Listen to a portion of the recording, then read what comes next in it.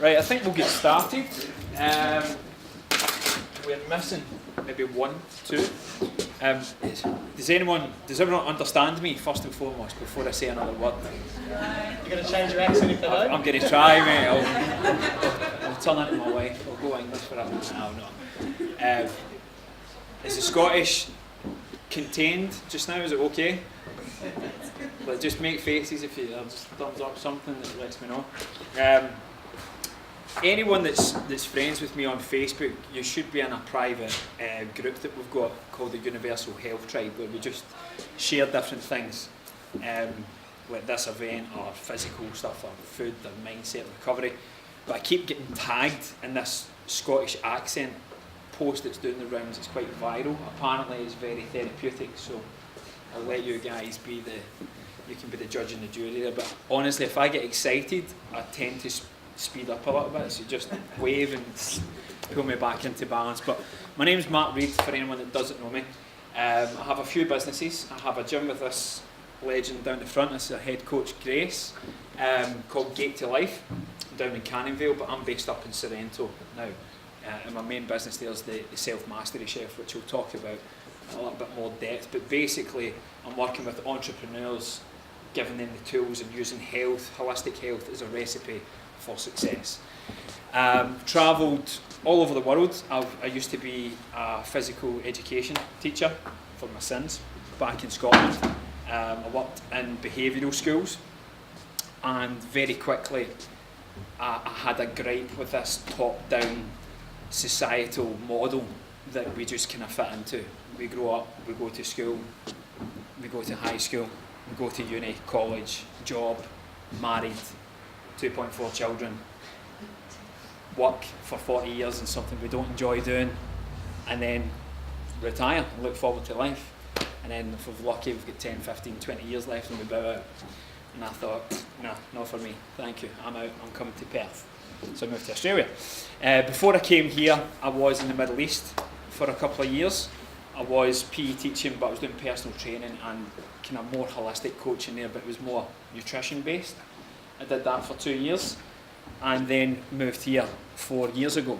And in 2 days, I'm going to be going back to Scotland for the first time since we came here. Getting to meet my nephew, who turns 1. It's my birthday on Sunday. Thank you. A week later, my nephew turns 1 for the first time, so I'm quite excited. I think you're going to get a good account of myself tonight. I'm looking forward to it. So, yeah, I've travelled the world kind of teaching. It's went from purely physical to more physical, nutritional, and then connecting the food to soul food and nourishment and high vibrational food, to then trying to work out this mind-emotion connection and this thing called life that we're in this universe that we turn up on, and trying to connect all of it there to live in accordance with your highest values, which we'll touch on. Along the way, I've met some amazing people. This man here is one of them. Met him about 14 to 16 months ago, and instantaneously just energetically drawn. And I just said to him there and then, I don't know how we're going to work together, but I know we will. And just earlier this month, we ran a retreat with some of the amazing people that are in here tonight, down south in Preveley. He was my main speaker at an event we did last month. That was only a month ago, August. God, this has been a busy year, busy couple of months. And yeah, we're very in sync with a lot of views that we have in the world. And I'm very excited at all the people that I've met in Perth over the last 4 years, that before I go back, I'm going to get to spend it with this guy and you amazing people. So that's pretty much me, and I want to give my good friend Steph a little.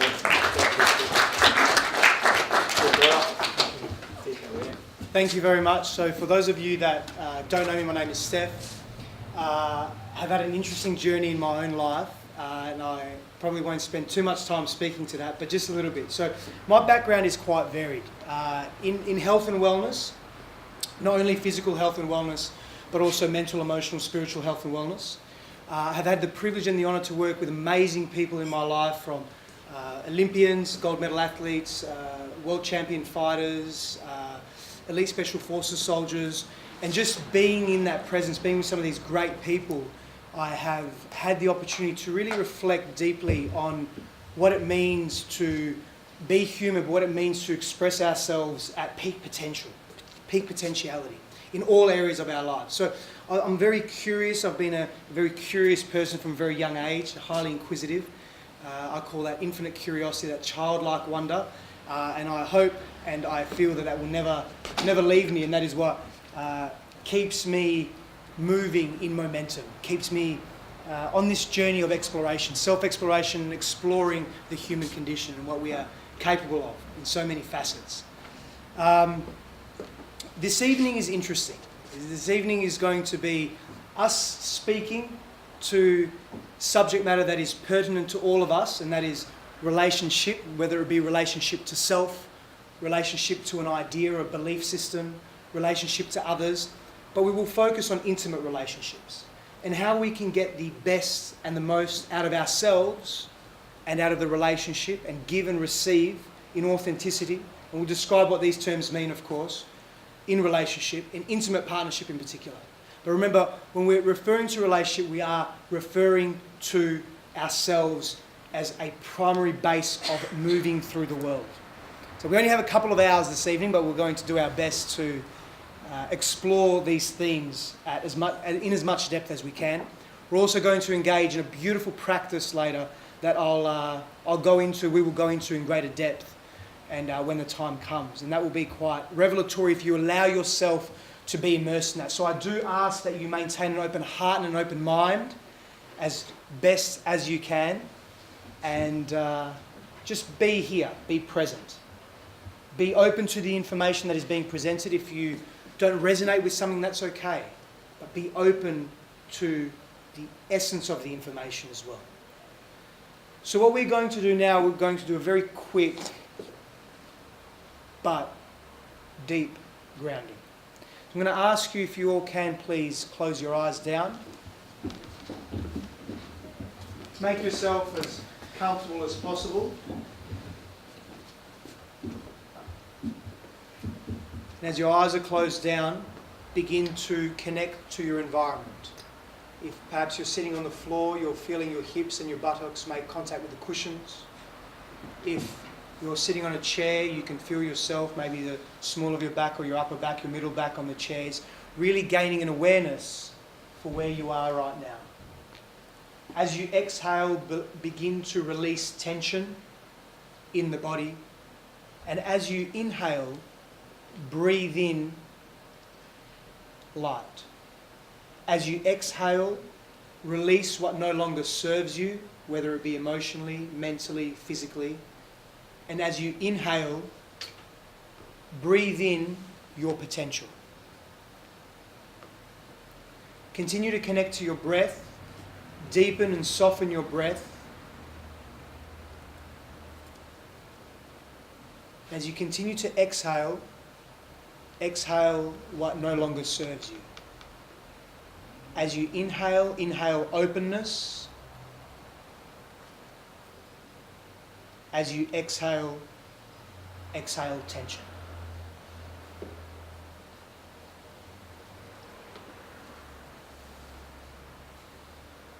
Continue with a rhythmic breath and a rhythmic breathing.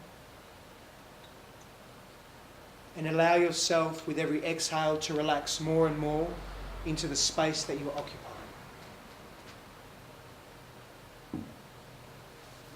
Place some concentration on your heart, the center of your chest. And as you inhale, feel that center expanding. And as you exhale, further releasing tension.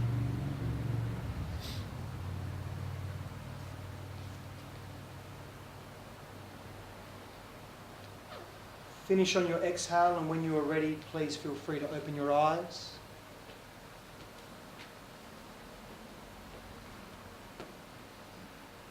I'm going to hand you over to this beautiful being here in front of you. How are we feeling? Grounded? Switched on? Good. I'm going to change that up a little bit. It said, please play along and try and be as comfortable in doing so as you can. Okay? Does everyone have a mobile with them? Yep, can we grab it just now?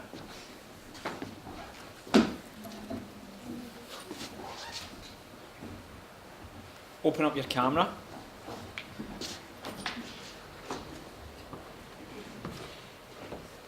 It's amazing you see the energy shift already. I guarantee that 90% of this room is never off it all day anyway, but I'm asking you to, oh God, what's he doing? What's the unknown?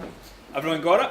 Cool. I want you to open up your camera, turn it round as if you're going to take a selfie, but not quite yet. And everyone come up here and we're all going to take a selfie together. And see how that looks. There's a reason to this. Some of the tension in the air. There's a reason to this madness. Now remember, he said you need to play all in. So, you've got 30 seconds to take your clothes off and then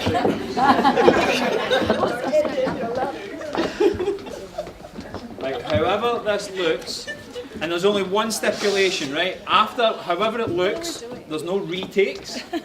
You've got to post it to social media. If you're friends with Steph and myself, tag us both. If not, in fact, everyone you know that's in this room, that's on your friends list, tag them in it. And then all I want you to write in the copy is, what do you see? Question mark. That's it. Everyone writes the same thing. Before we do that, we're way too far apart. We're going to get close. I'd like to A workshop on conscious relating and intimacy. Let's go. Everybody get close. Taking a photo of ourselves or everyone? That's entirely up to you, brother. You only get one shot though. Right? Then make your way back, guys. Post it to Facebook and just write, what do you see? Right now. Post those photos. I need to get a new phone.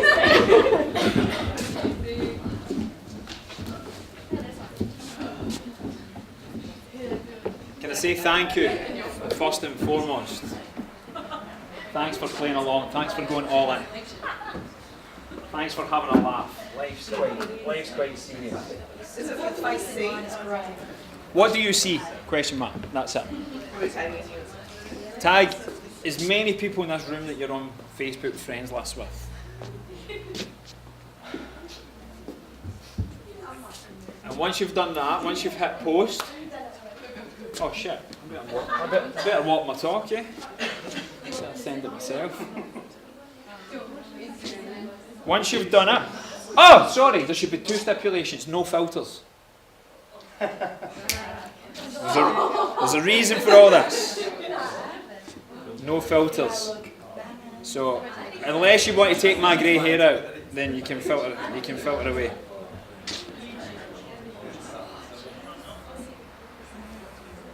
What do you see? Yes, please. What do we see? What do you see? Yes. Is there a tag? No. Do I tag? Do I tag? Anyone that you know in this room, tag them. It's quite cryptic just now, but it will make sense. Sky, Kai, Grace, cool. K.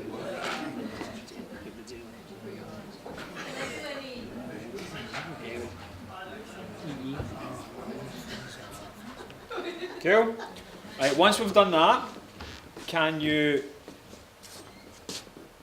either switch it off or put it somewhere where you're not going to be tempted to touch it? So for me, I'm just going to throw it away.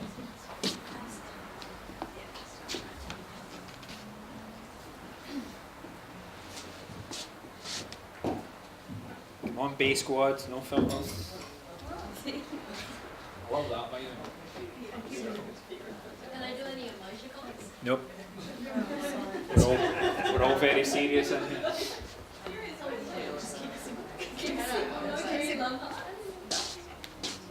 Cool. Does anyone know where the selfie began or who invented it? An Australian? He or she? He? What's his name? Not sure. I don't know. Do you know age, roughly? Thank you. 20s. 20s? And do you know the context in which he went to do it the first time? Like most inventions, do you think there's a chance though, and we're just speculating here, do you think there's a chance that the context in which it was originally intended has changed form in some way? We've kind of just proved it with that madness there, but for the most part, what's now became a norm, and I'm going to talk about this later on, talk a little bit about sociology and the difference between values and norms. Do you guys value selfies? No. How many do you do per week? Well, yours is a profile pic with my wife's. I know you've done at least one. I'm still past it. I'm not in the photograph either, but that's okay. So how many do you do per week, roughly? Two? You'll get more from me, guys, if you give me more. Just a couple. None? Cool. Just a couple? Define a couple. Depends on if I'm getting Snapchats from friends or not. Oh, so we've got multiple platforms. Cool, that's taking us on to another one. 5 or 6, cool. Got one honest person in here, well done. 2 or 3 a day, there we go, I know. Cool. 0.4. 0.4, good one. Right. What does a selfie represent to you? Feeling good? Cool. Any advance in feeling good? Well, it tells a story because I put the time on top of it in Snapchat every morning at 4:30 in the morning. When you're not doing gate to life stuff that I've asked for yourself, when you're doing it for your own things, what does it represent? Really nice eyebrows. Yeah. pretty sure I've re-snapped that a few times as well for that hashtag. So feeling good, looking good. Cool. Telling a story. Telling a story. Communication. Communication. Self-expression. Self-expression. Love it. Keep them coming. This is good. Channels of emotion. Channels and emotion. Like a mood ring. Conscious emotion. Pardon? A conscious emotion? Oh, I don't know. We can get into a debate about this, Mark, but yeah. No. I've been waiting on this time, haven't I? This is why we're It here. depends. It depends on the mood, because you can feel in a very light mood, or you can feel quite reflective. It depends. It's very, I don't know. Okay. Validation of self or practices. Cultural interests. Is that your selfies? We need to come up with a new term for the self-videos. Yeah. The workouts. Yeah, in that case. Yeah. Cool. We all do it in some capacity. Definitely. And it's all for different reasons. What if I said to you that it was a form of narcissistic behaviour? Duh. Kind of backed up with that response. Who would agree or disagree? Agree. Agree. It's not a bad thing, I said it's a bad thing. I just took a step back in case anybody else thought it was a bad thing. I wanted to say something to me. I said narcissism, not masochism. I don't want to get beat up. What does a narcissist mean to you? How would you define that? Have you ever been in an intimate relationship with a narcissist? And have you projected some shit onto them and labelled them and judged them for being so? And do you consciously or subconsciously do the same thing to you when you take a selfie? When you've just labelled yourself as a narcissist as well? Or is it because it's them, it's worse, and for me it's acceptable? Or, flip, do you see the good in everyone else and do you beat yourself up behind closed doors? Do you play the name, blame, shame game? Are you crippled with fear, guilt, anxiety, anger? I'm just going to bow out a little bit and let my man come in here and take that up a notch. Just ponder that stuff. But there's no, listen, look around you guys. If you don't know me, don't understand the accent, just look around. This is a very safe space, okay? There's no judgment, there's no labels in here. We're just looking to explore, and we're just looking to redirect you back in towards your inner truth. We're just going to play some games just to challenge the thought process and the status quo a little bit. But there's no judgment here, none at all. Who has a problem with the term superficiality? Hands up if you think there are negative connotations attached to superficiality. Hands up, please keep them up. Can everybody straighten their elbow? Is someone got... Okay. Is that straight, Sam? Is that mine straight? No, is mine straight? Yeah, okay. I train with Sam, so he's strong. He knows my... Okay, so I'm straight. Great. So everyone has a negative connotation attached to superficiality. Are there any positive connotations attached to superficiality? Hands up if you think there are.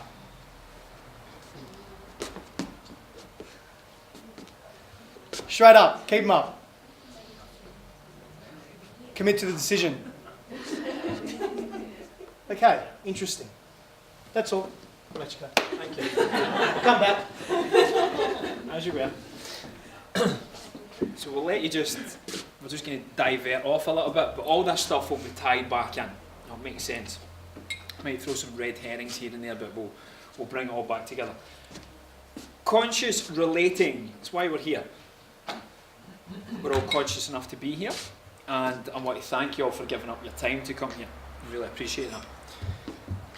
Is anyone brave enough or conscious enough to define what this seminar meant to them, or the little bit of intrigue, what you thought it was going to be about, and why that was important to you, what you think you were going to get from it, and then what you were going to do with that knowledge, experience, or emotion? Knew you were going to be my man. Well done. Love it. What stood out for me was the part about loving self. I've been on a bit of a self-love journey since the start of the year. It was outlined in a relationship, how I treat myself, and it's had a lot of negative impact, the negative way I speak to myself, the negative thought pattern I had. So that's what really hit the light bulb for me. It's cool, man. Thanks for sharing. After 3, can we give them one big clap together? Can we see if we nailed this? 1, 2, 3. Oh, we're on. We're conscious. Well done. Now, I really appreciate that, especially from a male, because I think it's a very exciting time just now where the male kind of social stigma is starting to break down a little bit, and we're actually we're starting to dance with the chicks. We're starting to go back on the dance floor and meet them there and go with the flow again, rather than, oh, we don't want to touch that stuff and we're male and we don't talk about that, but we suffer behind closed doors. They see it and then they suffer, and kids, and the lineage and the kind of genetic handover happens. So thank you, really appreciate that. And that's not any, I'm more appreciative of a male rather than a female, but I can massively resonate with that, especially for me this year as well. Anyone else? This isn't about airing your truth, this is about me making sure I give you what you came here for. I agree with you as well. Yep. As you know, it's my journey as well. A lot of negative, I put the negativity on myself, a lot of pressure on myself. So I'm just trying to relearn how to love myself again. But that way I can also love those around me properly. Did you hear that? A little bit. Can we go louder? Can I start the process a wee bit? How was the retreat for you? Fantastic. What was your biggest takeaway? Oh my god. Actually taking the time for myself. Cool. Knowing that there is support out there. Yep. And I think we were all really supportive of each other. I don't want to dwell on this too much, I don't want to deviate, but do you feel comfortable enough sharing the tangible results you got when it was completely an unconscious happening because your awareness was elsewhere? So you want me to go into that? If you're comfortable with that, is that okay? Fine. So anyone that did the retreat will know we weighed before. We also had body scans done, and at the end of it we got the same thing. And what had happened was I'd lost 2 kilos in weight, but I actually gained 4 kilos of muscle. Was that, no, 4 kilos of fat, gained 2 kilos of muscle. Is it? Yeah. In 3.5, 4 days. So she saw I think I've lost 2 kilograms. I said, let's check it. She went, oh yeah, I have. And I was like, read that one. What does MBF mean? Was that muscle or body fat mass? She's like, oh, that's 4 litre. But how does that happen? I was like, let's go to your muscle then. She gained 1.6, and there was a little bit of work because we were doing a little bit of cleansing. But long story short, she lost 2, but if she looked at that and that was the end, cool. She would have probably been still chasing that scale number the way that most people unconsciously are going about. If we look deeper, 4 kilograms of fat, 1.6 kilograms of muscle in 4 days. And it wasn't the conscious intention. All it was taking time for herself, changing and mitigating her external environment, just to take her back into her true internal environment. I spoke to Tasha at the back there, we were talking about her heart and ears. And I said, we don't listen with these. Or we listen with these, but we hear with our heart. That's why it spells H-E-R-T. Hear. So we start with hear. Hear the truth. It comes from there. We listen to the bullshit, we hear the truth. So it's the same there when you speak from that. This is the kind of ripple effect you have. I was like, oh man, and you inspire, I told you. That you inspire more people than you know. Still trying to It's a accept journey, that. buddy, you Yeah. take it, but I'm just going to keep throwing at you I to know just you to are. keep making it stick at some point, because your energy is beautiful. And everyone already pick up on that? Yeah. Right? It's going to keep coming. It's going to come in waves. And again, there's another reason why I'm doing this as well. So, self-mastery chef. I thought it was quite clever before I registered that name, and then I got a lot of people asking where my restaurant was and where my cafe. Now this is a true story. Restaurant and cafe, and I was like, I don't know, read the first bit, self-mastery. But everyone gets stuck in the chef, and they thought I was some sort of nutritionist. I'm not. A little bit about my physical background. I played a decent level of football, soccer to you guys. Trying to keep my feelings in that under the lid. I've started, so finished. She took me to an AFL game this year. Proper footy. Everyone describes it with the charades. You don't do that. You might as well. Proper footy. I was like, do you guys know the anatomy here in Australia? Where's your foot? Can't call it football if the ball's up here. I don't get it. And then it gets into this big thing about soccer players jumping as soon as anyone goes to tackle them, and this is a real game, and blah blah blah. I don't do this one. But it was fantastic. Loved it. It was a Dockers game, so I don't know how reflective of AFL that is, We got to have it, guys. but I enjoyed it nevertheless. But I played real football, the ball to feet game, at a decent level, and similar to Steph, I boxed a little bit as well. And through that is what took me into finding out about nutrition a little bit. And I had a real problem with supplementation, and there was a lot of steroid use actually in Scotland at the gym that I trained in as well, and I just thought, this isn't natural. And there was this whole aesthetic, having to look a certain way to be accepted. It was just giving your power away to other people. Really what they're saying is they weren't happy with themselves. Now I'm all about self-improvement. But when you're taking all this external things to get gratification from someone else external, from there to get you then to journey back, I think it's a bit of a long-winded process. We can just cut out all these middlemen and go straight into our heart and find out what it is that drives our behaviour and what's most meaningful to us. So the 7 ingredients for self-mastery is these ones here. So we have values, because that drives everything we do. Knowledge gives us experience, and experience gives us emotions. Then we have understanding, we have a vision for our life, and detachment, which we teach what we most need to learn, apparently. So I'm still trying to master myself, but I think it's an ongoing process for the rest of us, for as long as we're inhabitants of Mother Earth. I have no problem with this. It's the detachment part at the end. Does anyone else have a problem with detachment, letting things go? Surrender. Anyone that has a piece of paper just now and a pen, you don't need to. If you haven't got that, just keep it in your head. Don't reach for your phone yet. So we'll do that at the end. I want you just to write one thing that if you completely let go of, how would that allow you just to have a little bit more self-mastery, and how would that allow you to consciously relate better to people in your world? If you can write it, if you can think it, brilliant. If you can ink it, even better. Yep. What is one thing in your life just now, if you let go completely, you would master self a little bit more, and it would help you in your conscious relationships with people in your world? in any capacity, work, friends, intimate, family. So can I add to that as well, please? Whilst you're feeling into and thinking about that, can you also write down or type on your phone or whatever it is, one word that you describe the unknown as? So how do you feel about the unknown? Put that into one word as well, please.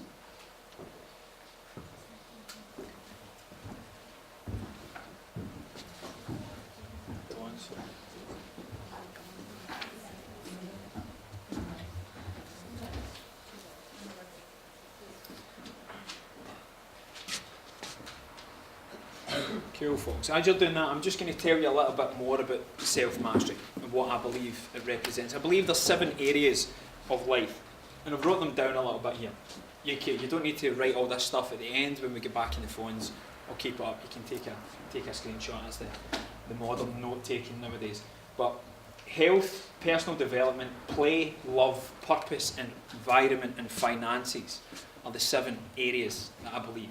Within these 7 areas, we have 2 subcategories. So health, exercise, nutrition, PD, mental and emotional, play, friends and hobbies. And this is what I'm going to spend a little bit of time on. For tonight's seminar, I'm going to class that as social.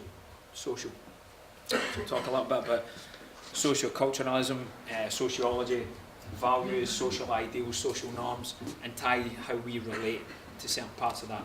Steph is going to take this area a little bit more. So family and intimacy, make up love. Career and spirituality is part of your purpose. Places and culture make up the environment, and cash flow and investments is the finances. Primarily, what I do is I work with people in these first 2 parts here. So we use health as a recipe for success, that personal development part. You help your relationships with self, it helps your relationships with others, it starts to spill out into your friends, your social circles and your family. So we're going to tie into those little ones. And you're always finding out about yourself.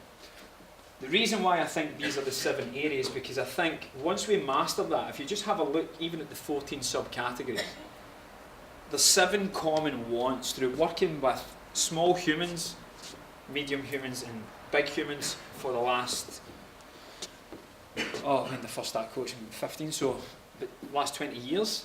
These are the 7 common wants that I've saw from every human, regardless anywhere in the world.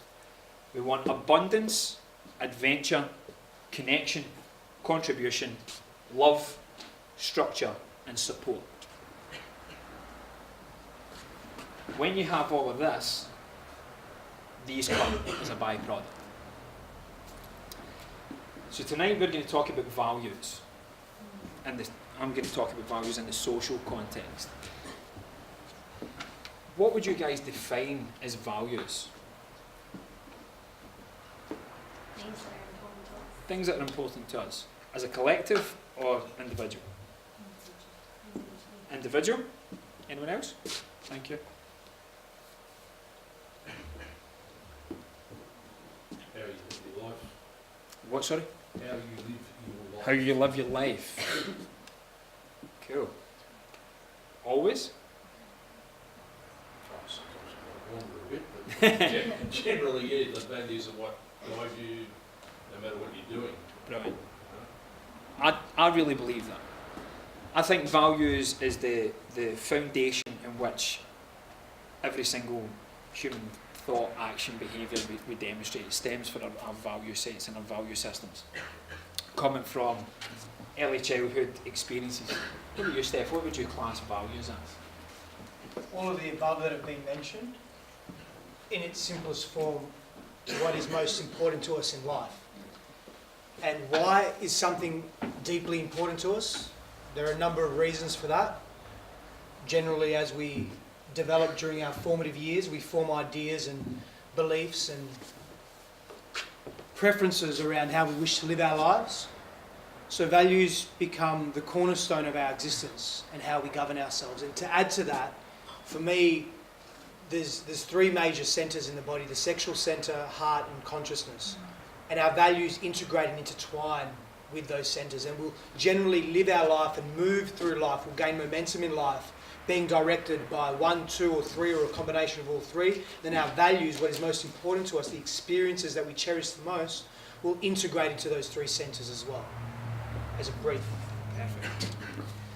Your value set, guys, is where you either consciously or subconsciously allow people into your world. It's what will determine who comes into your sphere. There is two categories, I believe. There's default values and there's subjective. Default is a number of commonalities between us all. Subjective is the individual ones that really light you up. Those subjective values are your inner compass.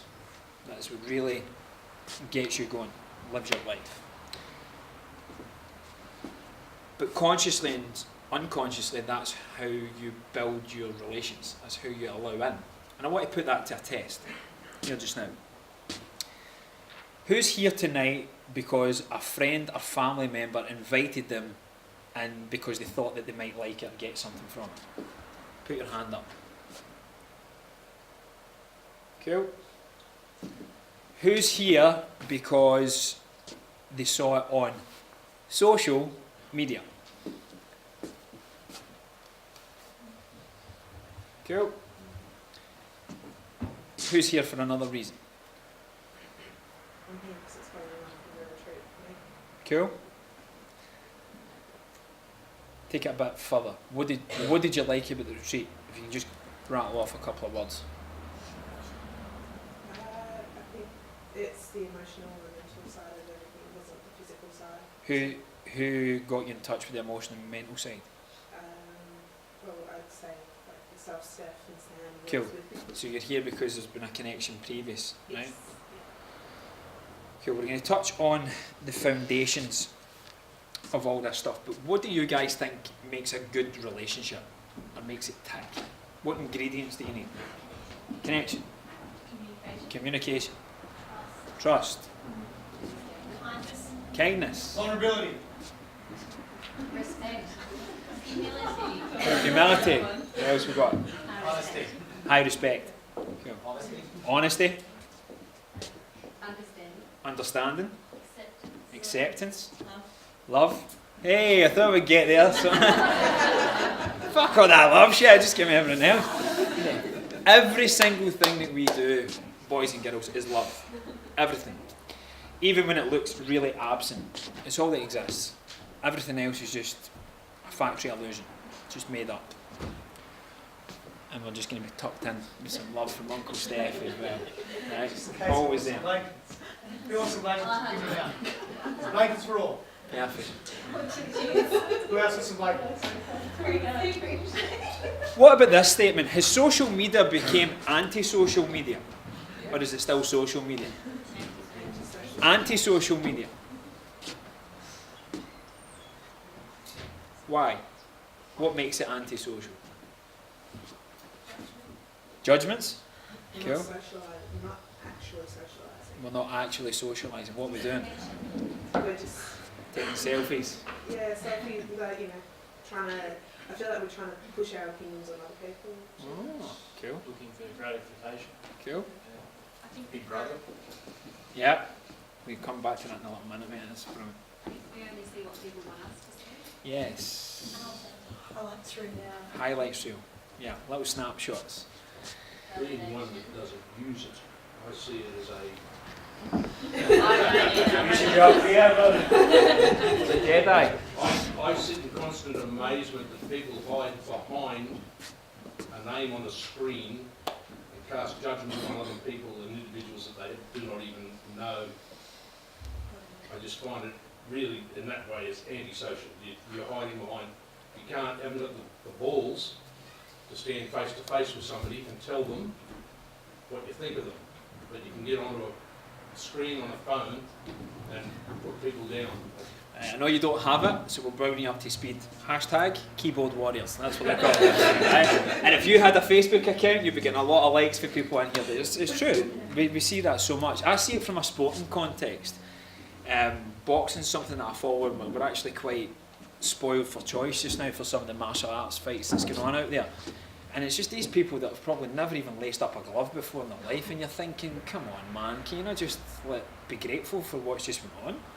And then poking fun at the guy that's maybe been beaten or knocked out, and you think, really? And then I see it in football as well. Come from Scotland, there's a lot of religious bigotry that's attached to it as well. And you just think, at the end of the day, it's a piece of leather with air in it that people kind of kick for a little while that way, and then they kick it back, and then they try and get it in this. And you think, we're losing our shit over stuff that just does not matter. Which takes me to the next question. Why tomorrow, when you log back on, are you going to accept the same shit? Because we attach to it. What are you attached to? We attach our self-worth to, I guess, sharing a part of ourselves that we want people to see. Cool. Dig deeper. Well, This is cool. I love that. well, it's It's narcissistic behaviour. it is. What does the sharing give you? Well, it does give you validation, and it does give you connection to purpose. Cool. I'll give you that. Acceptance. Yeah, Acceptance. there's a lot to it. There's a lot of layers to it, I think. Do you want me to go deeper? Yes, mate. Oh, God. Okay, down Bring the your hole. shovel. Oh, God. Okay. Well, My flight's not to Friday. Keep it on. Why don't you just get up then? What are you doing sitting on the floor? because it's comfortable on the floor. Well, I think I wrote this down as you're speaking. I think it depends on how you respond to it. And that's what you're saying, self-mastery is. How do you respond to what is presented? And how do you define what is presented to you? That's brilliant. Who has reacted to something on social media before? Let's take it. Let's go back. Who has reacted to someone in their social surroundings, social relationships?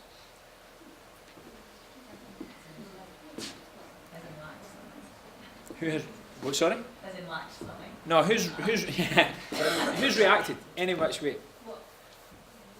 Right. So everyone's kind of going like that. So by reaction, I take it subconsciously in the room energetically, we're agreeing that reaction has negative connotations. Is that what we're saying? It's a trigger. Reaction is a trigger. Okay.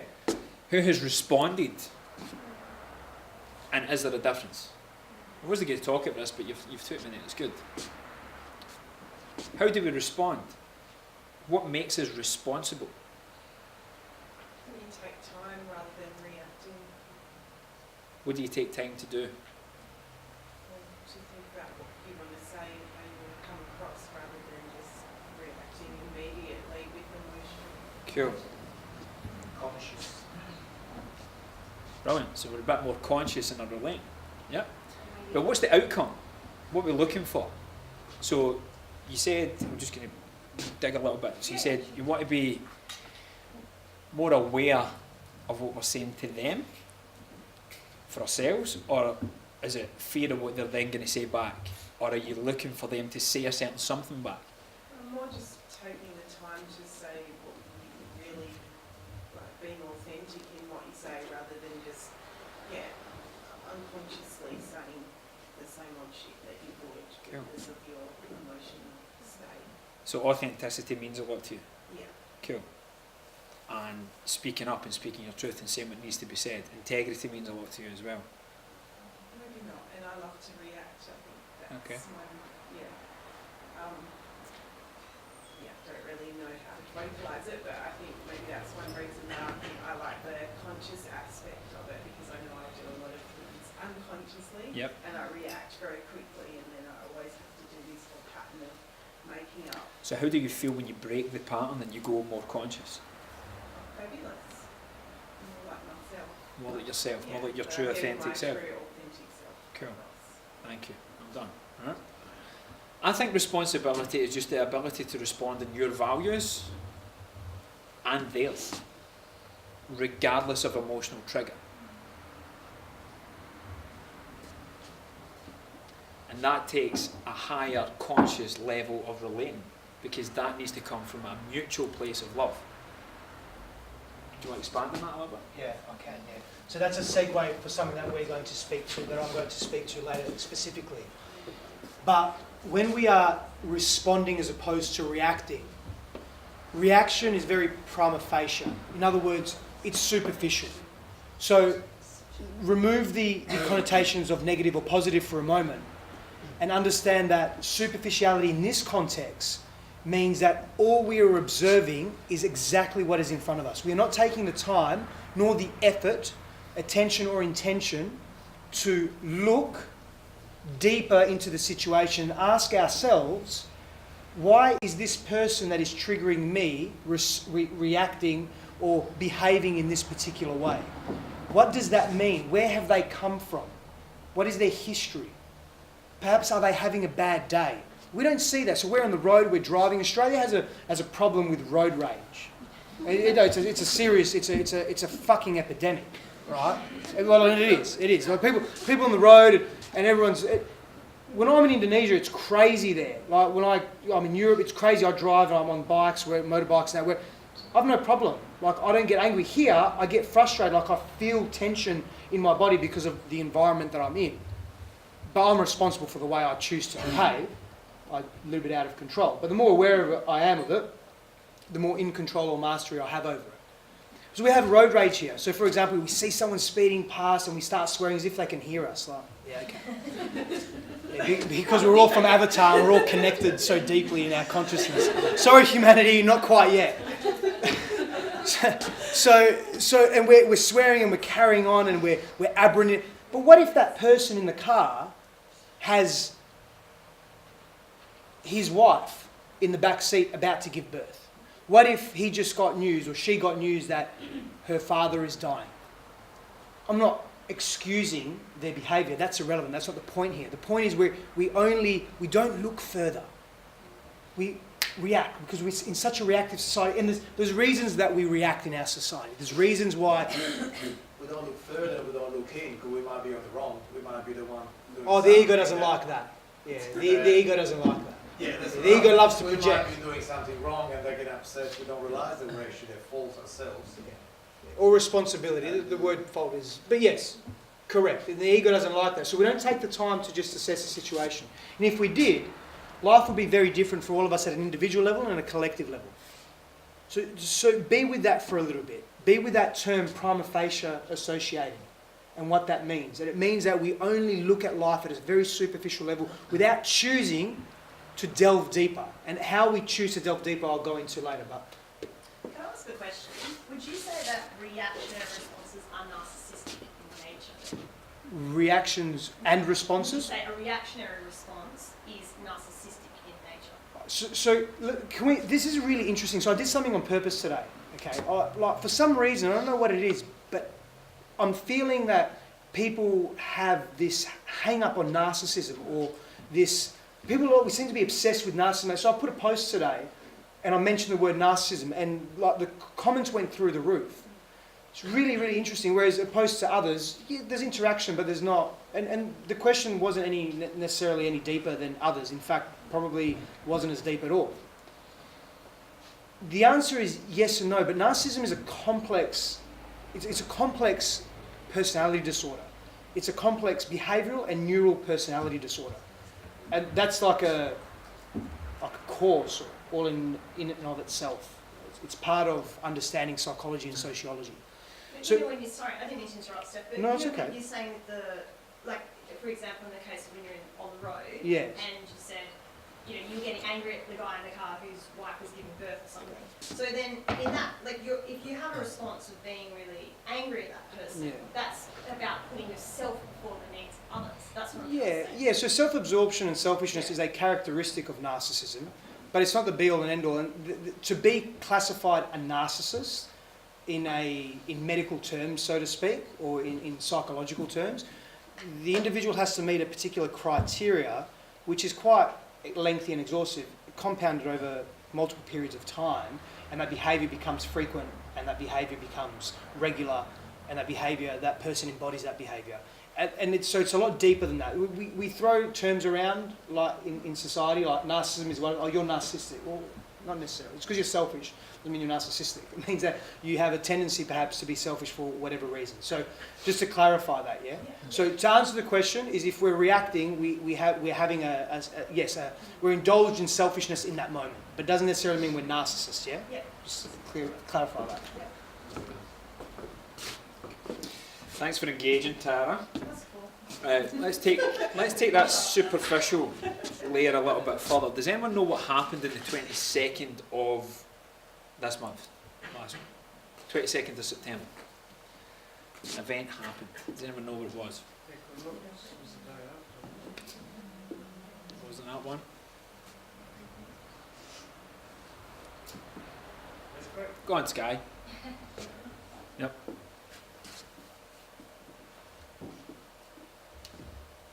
Okay, what was the other date? That shows you how I'm not in the loop. 27th of October. Does anyone know what's happening then?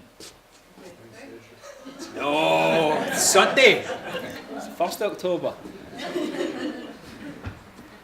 that written down. 27th. Does anyone know?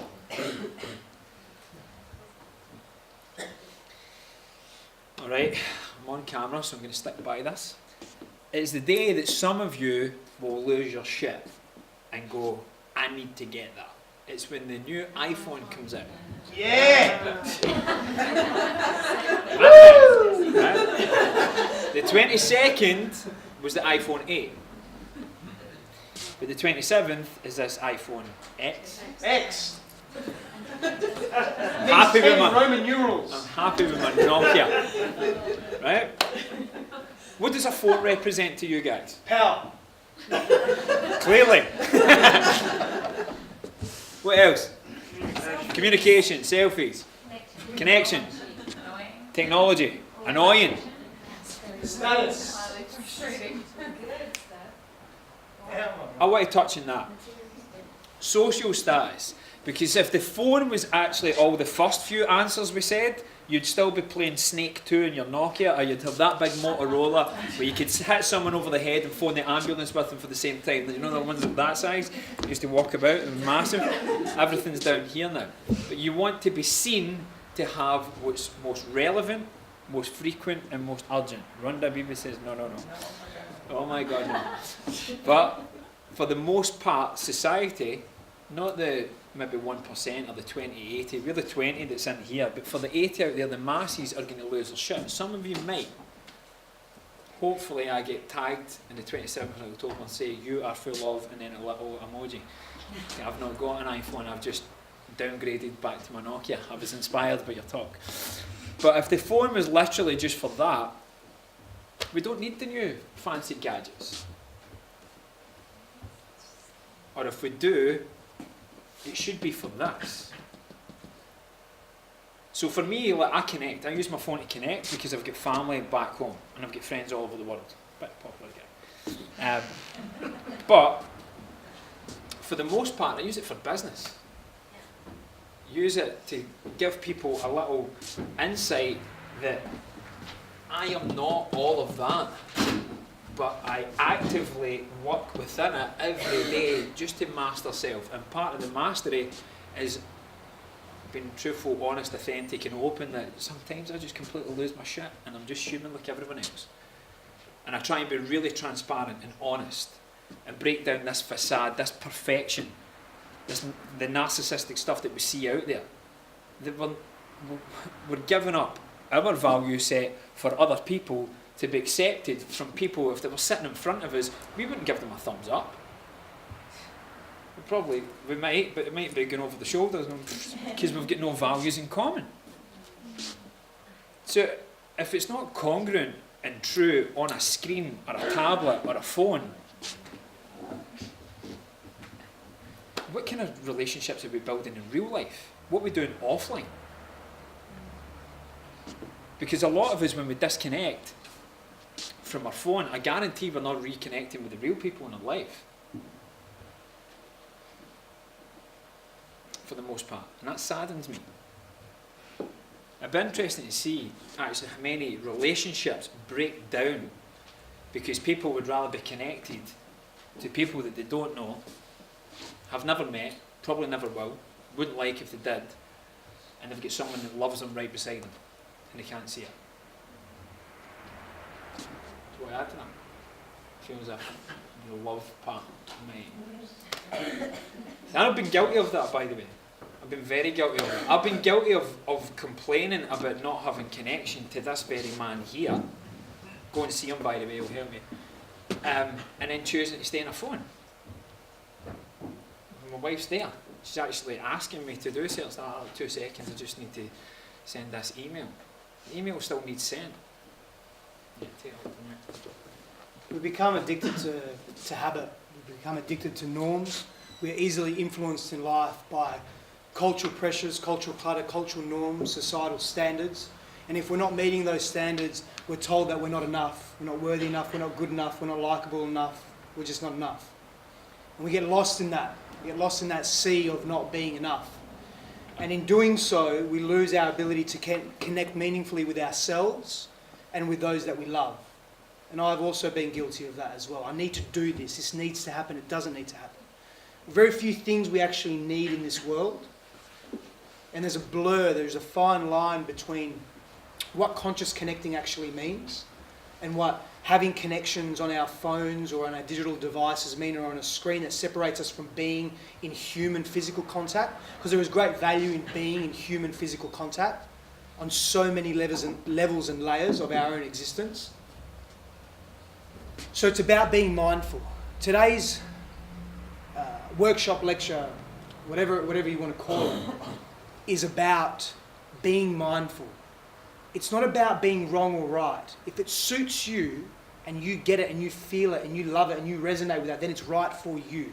But is it right for you long term? Is it right? Is it sustainable? Are your actions sustainable? Is it right for you and those that you love and care for? We have to think about these questions. We have to think introspectively about who we are. The Greeks, amongst many ancient cultures, before there was access to iPads and notes and paper and pens, and so on, paper's been around for a long time, but pens, everything's so easily accessible these days, certain technologies are, is they would spend, those that were wise enough would spend time, dedicate time at the end of their day to ask some meaningful questions around self. Who was I today? How have I behaved today? What were my interactions like today? Did I react? Did I respond? What did I feel today? Did I hurt someone today? Was I happy today? Did I experience joy? Can I be different tomorrow? What does different look like? Who do I wish to be? Who am I? Why am I here? What does life mean? What is most important to me? Now, it took me about a minute to ask those questions. It can take an eternity to answer one. Who am I? Steph. Who is Steph? What is Steph? These questions have been asked for millennia. It's not about answering the question. It's about asking the question. Because asking lends itself to mindfulness, lends itself to consciousness, aka awareness of self, and where we wish to be. We don't ask the question, if we don't sit in stillness, we lose our ability to connect to ourselves. We lose our ability to consciously relate to ourselves. If we cannot relate to ourselves, we cannot relate to others in a way that is meaningful to us. Thanks, Matt. And the key to relating to self is your values. Does everyone know what their values are? Kinda, not so much. Here's the kicker. Is everyone living in them then? Every day? Every single day? Bar none. If you're not, I want you to ponder what's taking you away from that. What's causing you to live incongruent with your values. Because if the values drive your behaviour, and you're not driving your behaviour but not driving your values, who is? Anyone want to? I've been questioning my values a bit lately. Cool. As in, are they actually, is it what I feel are my values, or is it actually what has been put on me as my values? Perfect. Can I stop you there? We're going to work on this anyway. Right. I mean you specifically. This is the difference between societal norms, selfies and whatever's fashionable, iPhone X's, and what your values are. Okay, so sociology was born pretty much from people. Right, guys, do you understand that everything in the universe has got a dualistic balance? Everything's in balance all the time, so this balance that we're trying to attain is one thing that we can take off the to-do list to worry about, because it's already always there. Does everyone get that? Even when you're in the shit, You realise that there's always the goal, but we just don't see it because we're not living their values 9 times out of 10, and our sensory awareness is gone. Seen a couple of nods, I'm seeing a couple no. So if you don't agree, tell me. Don't be scared, the Scottish accent's just a front. Big pussy cat, don't worry about it. If you don't agree, please tell me. Because one thing I don't like is people blowing smoke up other people's bums. And I've got enough hot air in me, I don't need you guys adding to feeding my ego. Right? But everything's in balance. My personal problem with some of the early sociological kind of practice or social theorists is that it was built on this conflict and order model where they were looking to have more societal order than conflict. And the vast majority of people not in this room are falling for it. They're just the blind leading the blind. Just sheep. And then playing the blame game. Well, I can't do that because of my partner. I can't do that because of the government. I can't do that because of X, Y, Z. Because they're constraining themselves in these societal norms. Whereas if you break them and you go into your own individualistic values, you can link them to the norms and you play the game. But you're playing a game with your rule book, not someone else's playbook when they're playing you and you're not playing. You're just working in a job, as we've discussed, that you probably don't like. You get no fulfilment with people that you can't stand the sight of. For why? Why are we doing it? We need to go off that social hamster wheel and get back to maybe putting the phone down an hour early and connecting with the kids that we're taking photos of to put up on Facebook so we get likes on. Go and play with the kids! And if you can get them off the tablet and back to throwing and catching a ball and covered in paint and eating dirt and whatever stupid shit the young kids do, connect with that, because that's real. That's what life's all about. Forget this perfect imagery. I'm actually going to post something to you once we finish that should have went more viral than it did about the perfect selfie and what it represents. But we want to get into the values, not the norms. So I'll work with you in that. Can I ask a question? Of course. What about your values? Can your values be in conflict with each other? So I'm quite an ambitious person. Yep. And I've always been quite career focused. I've recently given up my career because it was affecting my health. My health is such a big value of mine. Now that I've given up my career, I feel like I've lost my ambition, if that makes sense. Yep. Although there's other things I want to do, I feel like I've kind of gained that, but now I'm doubting myself and it's affecting my health because I feel like, oh no, I'm not, so does that make sense? Yes, completely. Yeah. It's a hierarchical game. Right, so you've got hierarchy of values. Your top values will drive your behaviour. Yeah. When you go through a big change, and when you step up into your values and your top values, you're stepping up into a different sphere. With that comes fear, doubt, guilt, shame, anxiety, oh my God, everything else. If it's a true value, you will do it regardless, which you have done. Well done. Right? The other side of things is the 3 default values that I said I wasn't going to go into, but I'll touch on briefly. The 3 I believe that are common to every human is health, wealth and family. For me, like you, health is a subjective one of mine, but we can link the default to that, to the subjective one. So when you can do that, you'll never see it as giving up. It will just be complementary. It will just supplement each other. And sometimes in life, you need to let some things go. But before your values, you have voids. The voids drive the values. So these social ideals of being in the celebrities and being on MTV Cribs and following them, when you look at their background, some of them come from really broken homes, really poor socio-economic, and now they're millionaires. So the void was their biggest driver. Does that make sense? But the health, wealth and family, because family, you could be Oliver Twist, you could be orphan, you could have been abandoned when you were younger, you could have, don't talk to mum, dad, whatever. Somebody somewhere did some stuff, and 9 months later you were here. So you need to be grateful for that, right? You're here. You've turned up. You have opportunity to put your stamp on that, whatever way your values take place, right? So to keep you going for a long period of time, you need to breathe. So your health becomes a default, because without it, you can't do all the subjective things that you want. If your heart's not beating, there's not air in your lungs, you're not going to be that lawyer, accountant, surgeon, or whatever it is you're here to do from a vocational or career point. You're going to be in the hospital bed at the other side. So your health is a default. And wealth is just energy currency.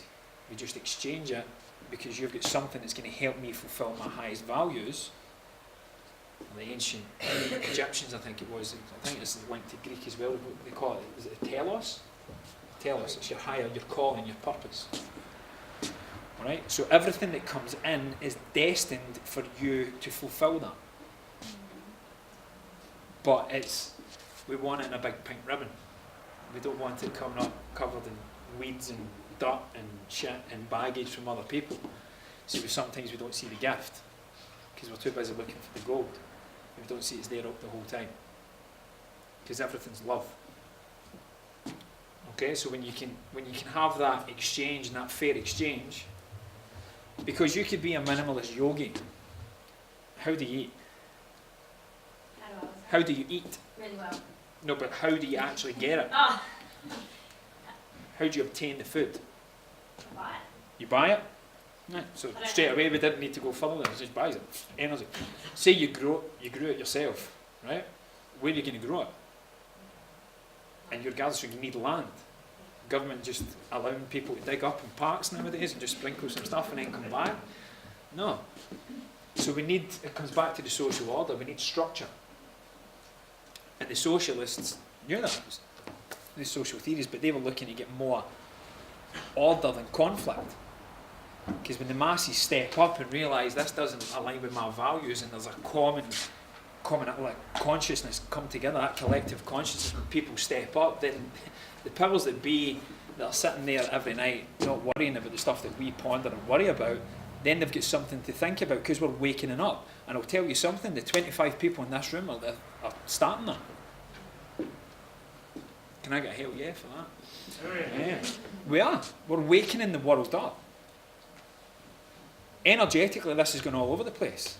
I'm going to fry people's brains for the next 9 to 10 days in Scotland, trying to wake them up, trying to put down the deep-fried Mars bar in their bottle of whiskey and tell them, I want to talk to you about collective conscious and conscious relating for a little bit. Get the pints in. It's going to be really interesting for me, this trip, because I'm not going to be there. I'm going to be in my mum's with my nephew, chilling out. So, we evolve, the values evolve also. But I'd love to talk a little bit further and see what you think it was you gave up and maybe flip that a little I bit. think that what you're saying about the fear and anxiety, it's hard to be on that high of being in line with my values because that so overtakes. Oh my God, and people do. They're like, you've given up your whole career. What's wrong with you? That's their values being pushed on you. Yeah, and then I feel. That's their fears. That's their fears. So, Right? Cool. yeah. Before we wrap my segment up here and go a little bit more kind of intimate to relationships. Can I also just bring up one that Yeah, I've okay. observed? Yes. I've observed that sometimes actually self-sabotage can put me in conflict with living my values. Like I might have something that like I know at my core, like yes, like this is what I believe in, I'm all for this. And then I'll sit there and it's like I'll go to be living it out and then like my self-sabotage will come and be like, oh no, you shouldn't do this, or other people wouldn't do that, and all this, and I end up sitting there like stepping back from it, and it puts me in conflict a lot, and yeah. That's cool. How do you feel that you can see that though? Well, I've definitely observed it, like, because I've noticed myself come from a place of not living in my values and being so influenced by other people and what they wanted for me to now be actually living my values, where I can look back and see like, yeah, that's what was happening. And even still now, like even with like say jobs and careers and stuff, like because I'm in education and I used to have like this story that I'd be like, oh well, you know, I'm not really a very good teacher, I'm not really a very good EA, like, you know, I'm so young, what can I give them, and not having like the confidence and stuff. You're a fantastic teacher, I'll tell you that straight Yeah, now, yeah. because you're one of the best students. And that's the best Thank teacher. you, yeah, thank you.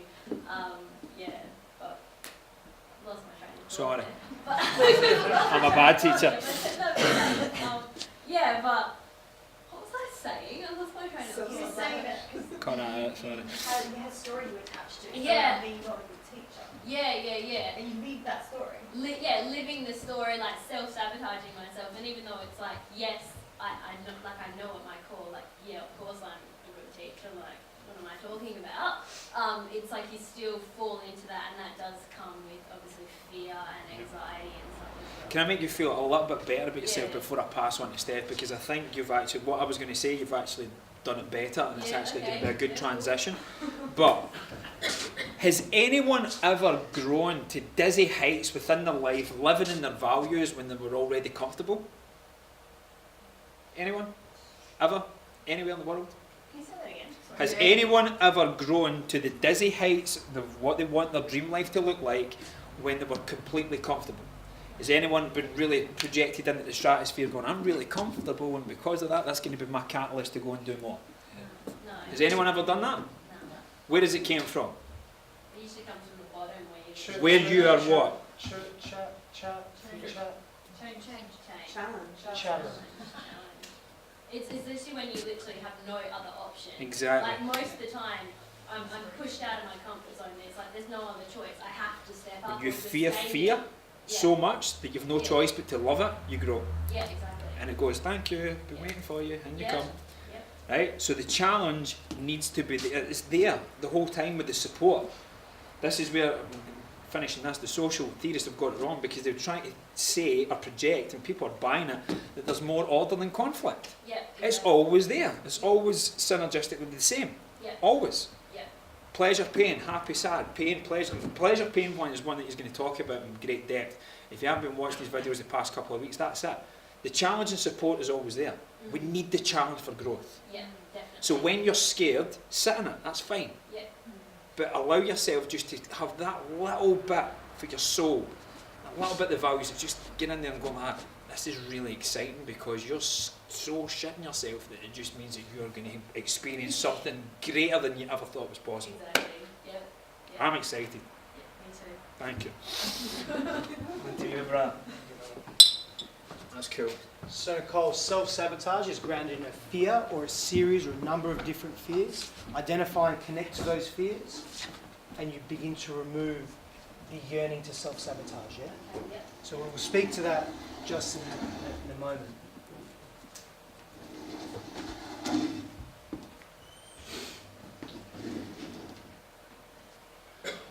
So I'm a big believer in, I'm so connected to relationship. I believe that everything we do in life is a form of relationship. Everything we embody is a form of relationship. So you now have a relationship with the chair that you're sitting on. The chair is on the ground, or this wooden floor. The wooden floor is on Earth. Earth is in our solar system is in our galaxy is in our universe is in a multiverse, and so it goes on and on and on. Maybe not, I don't know. But everything we do and everything we embody is in relationship to something. Okay? Again, whether it be an idea, another person, a belief, ourselves. So keep in your mind and in your heart, when I'm speaking to relationship, I'm speaking to primarily a relationship that we hold within ourselves to self. Okay? So some of the limitations that we face in consciously relating, and we're going to speak to this in a moment. But let me go a little bit beyond that.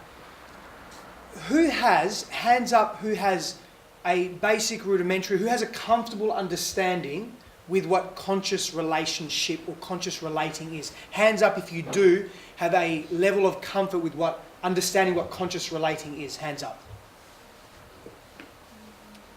Pretty much everyone? Pretty much everyone? Does anyone want me to explain or go into a little bit further what conscious relating is? Hands up if you want me to go further into. Okay, cool. I'll go into it briefly, yeah? So, actually, let me push onto you.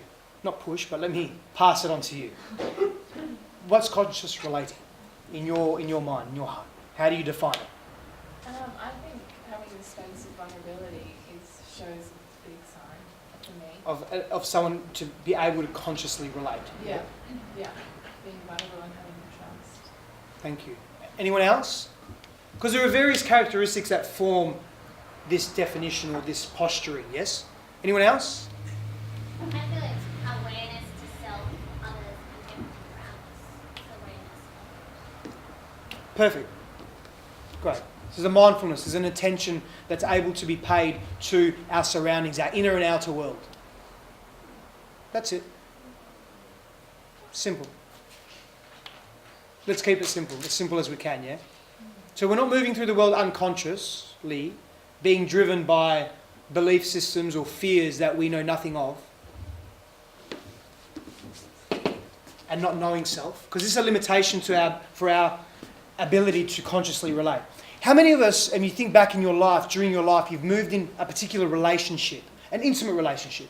So I'm going to speak largely to intimate relationships, so partner relationships. So man, woman, man, irrelevant. But a sexual, what's known as an erotic relationship. That means you're in a sacred union, but whatever your definition is, a partnership, an intimate partnership, yeah? But in proper terms, it's called an erotic relationship. There's filial relationships, there's familial relationships, there's colleague-based relationships. This is an erotic relationship, yeah? So I want to refer to that, but always bring it back to self. Sky, you smiling, what's going on? Feeling good? Yeah. I know you are. Bless you, Sky, bless you.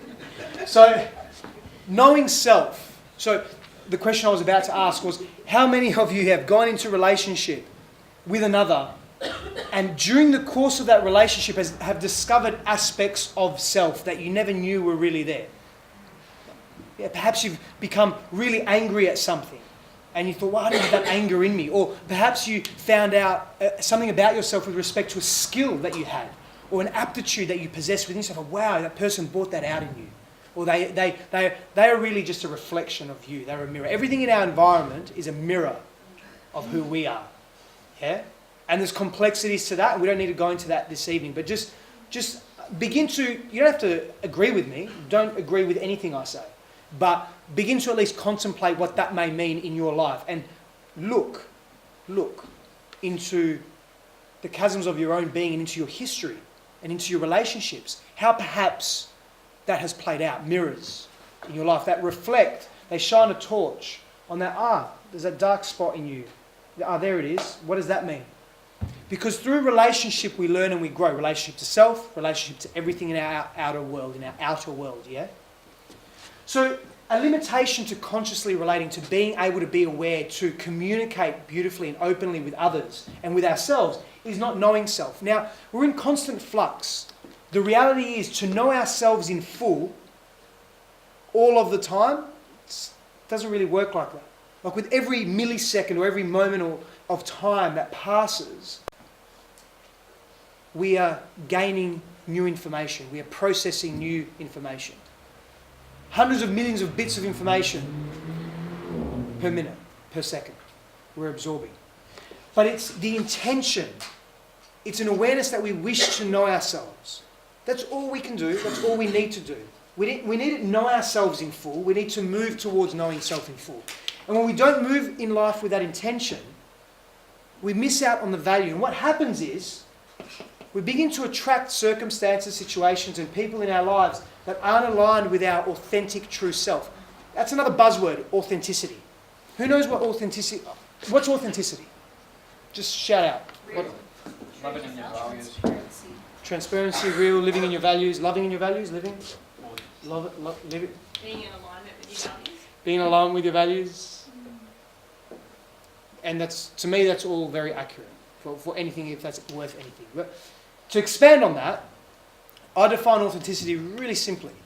Is our inner world, the awareness we have of our inner world, so our emotions, our beliefs, our thought paradigms, our models of reality, our emotional states, our feelings, when they are mirrored and they marry as accurately as possible with our external expression, our behaviours, the way we interrelate with others, that's authentic.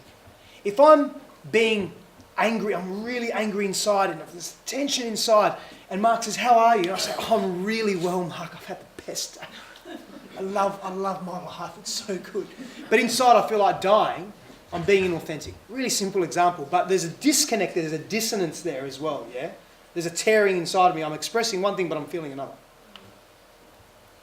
When we don't know ourselves, we attract what we don't know and what we don't want. That includes our own belief systems, our own ideas, ideologies, beliefs, behaviours, and also people in our lives. Then we wonder why we have shit relationships. We wonder why we're always like this, in conflict. Because we don't know ourselves, or we don't yearn to know ourselves. And it's a journey, yeah? It's a journey. There's no right and wrong. It's not always going to be magic. Well, it is always magic. It depends on your perspective. Even the hard times can be magical, yeah? Even the hard times, the challenge, the adversity can be magical. Self-absorption. Self-absorption comes from a number of different, or it occurs for a number of different reasons. Again, primarily based in fear. If we don't look after ourselves to a certain degree, we will lose, or our self-preservation mechanisms will be affected. So we become like hyper-selfish. But what happens when we do that is we block our ability to consciously relate with those that we actually care about. We block our ability to effectively communicate because we're driven by fears. And the fears vary. It's difficult, not difficult, but it's a process to understand where those fears come from and what those fears are, because every individual has their own imprint, their own historical imprint, the way they've moved through life, interpreted the world. So they will affect naturally the way they behave, the way they feel about life. Superficiality, we spoke to this before.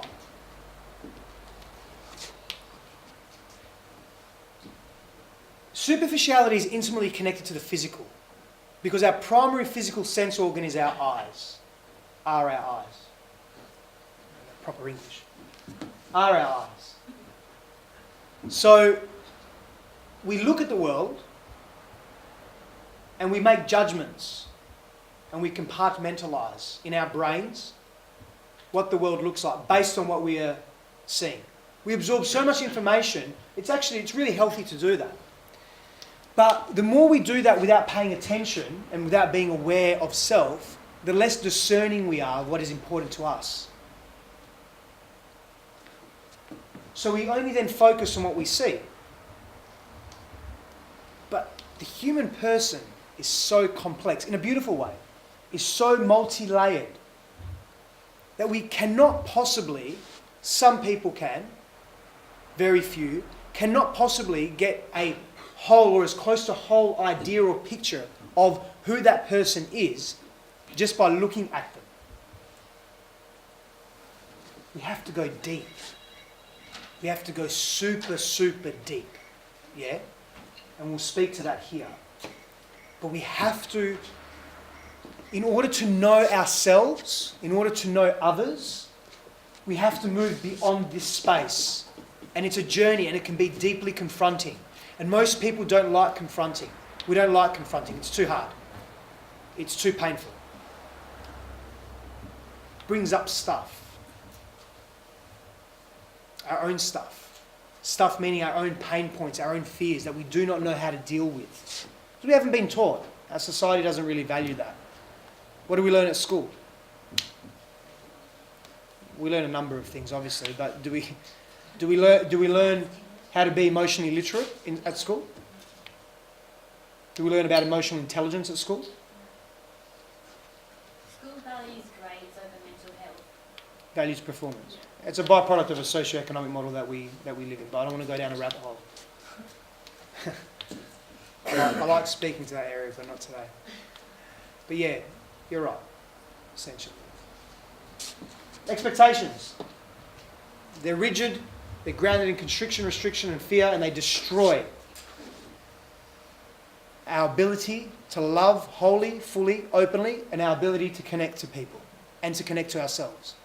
The higher the expectations, or the more rigid the expectations we place on ourselves and others, the more we limit that set of circumstances. The more we limit ourselves, the more we limit others. Therefore, we will only get from them the expectations that we place on them. And that's not fair, because we're limiting their potential and we're limiting ours to experience what they have to offer. Huge deterrent and limitation, having rigid expectations. Rigid expectations lock us into an idea and they do not deviate. We're like this. So in order for me to look over there, I have to do this. Now here's the thing, I don't want to, because this is all I know and this is what keeps me safe. Plus it's too much effort to do that. So I'm going to stay here, and that's the reality I'm going to get, always. And then I'm 80, 90, 150 years old. I think I'm going to live to at least 160. So I use that, so 160 years old and I have that behaviour, and I wonder, why has my life been shit? Why have I been limited? Why haven't I experienced what I wanted to experience? In fact, I probably wouldn't live that long if I had that attitude anyway. Why? Because I'm like this. There's so much more going on around me. We don't ask the question, if we don't get curious, questions rather, plural, we don't get curious about life, then what do we experience? Limitation. There's a substitute to this. It's called a preference. We have a preference based on what we value most, our values, our hierarchy of values, what's most important to us, our purpose, so forth. Purposes, our telos, teleological understanding of the world. We have a preference based on those things, on those ideas and those beliefs. The preferences don't lock us in. They tell us, they say to us, this is how I would like life to be. But I'm okay if it doesn't work out like that. Because, and this is part of a Stoic view towards life, which is another ancient philosophy, ancient wisdom, that whatever comes my way, if it doesn't happen the way I would prefer it to happen, I know there is deep, great, tremendous value in that. And that excites me. So the approach, the perspective is very different to an expectation. You can see there's freedom in that. There's freedom in that preference. And therefore there's an openness, an awareness of this, I love this to happen, but if this happens, I'm okay with that. Prefer this, but what does this mean if this happens? I'm going to go and explore that, yeah? So with curiosity comes a yearning to explore, very natural, almost innate. I'd say innate within us as human beings, to explore. So conscious relating is deep, it's broad, there's layers to it. There's probably too much here. I'm going to go through it. There's a lot more, but I'm going to go through this as best I can, because we're going to perform in a moment, all of us together, an embodiment practice that is beautiful and ancient, grounded in ancient tradition, cross-culturally. Okay, it's beautiful practice, so I'm going to get through this now. So how do we consciously relate? So conscious communication. So really all I'm really focusing on is communication today.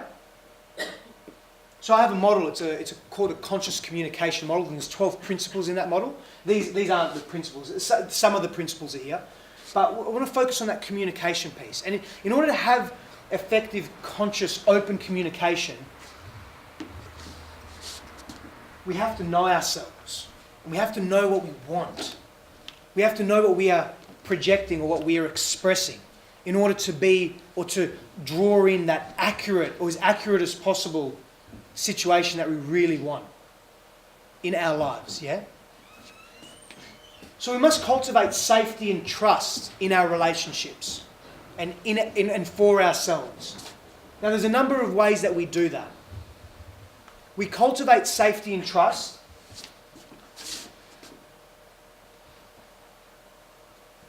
by expressing vulnerability. That's one way. In other words, we share who we are.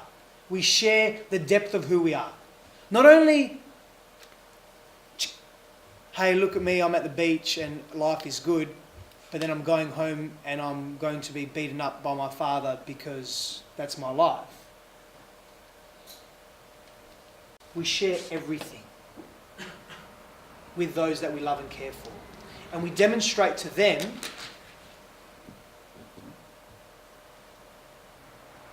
that the whole of who we are is more important to external validation. You sit with that for a moment. The wholeness of who we are is more important than external validation. And that's speaking. When you speak, communicating rather, because speaking we think mouth, verbal. Communicating our truth is more important. Now when we do this with the right people, the people that are in alignment with who we are, okay? Because if you do this with someone that is a narcissist, that is labelled a narcissist, or someone that doesn't care about you, or someone that you don't, I have a caveat to this. Trust, respect, reverence. Be around people that you trust, respect and revere.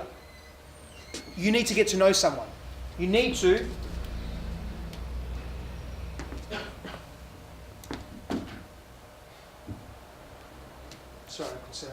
ask deep, deep questions. And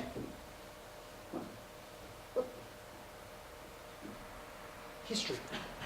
You need to know the person. But to know the person, you need to know yourself, to know what questions to ask.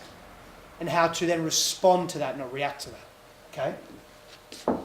So you need to trust, respect and revere the individual before you go sharing all that you are. Unless you're deeply confident in self. Unless you have immense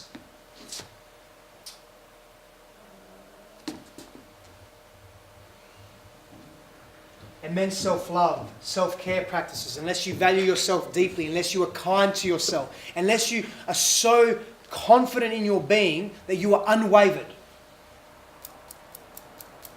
You are unwavered and unaffected by how others perceive you, treat you, feel about you. Of course you set boundaries for yourself, that's part of self-love. Left hand. That's part of self-love, yeah? To set healthy boundaries for what you will tolerate in your life. But if you don't know yourself, how do you know what you tolerate? So these are laying foundations for conscious communication. It all begins with self. Fun, play. You've got to have fun. Buck life is boring without fun. And everyone defines fun differently. Your definition of fun may be different to mine. Your definition of fun may be different to your friend's definition of fun. But you're friends, so there's some alignment there. You have some synergy, I'm sure. 0. But you have to make life fun. You need to play. You need to be playful. Because in that, I'm going to tell you why, there's neurological science behind this. Because in that playfulness, in that fun, beyond just being something that occurs neurologically in the body, it just feels good, yeah? But when we are having fun, when we are playful, we're in an open state of being, a psychological, emotional, open state of being. Our body, our being, our physiology is in a relaxed state. In that relaxed state, we are open to new information coming in. And we receive it very differently as when we are coming from fear and restriction and constriction.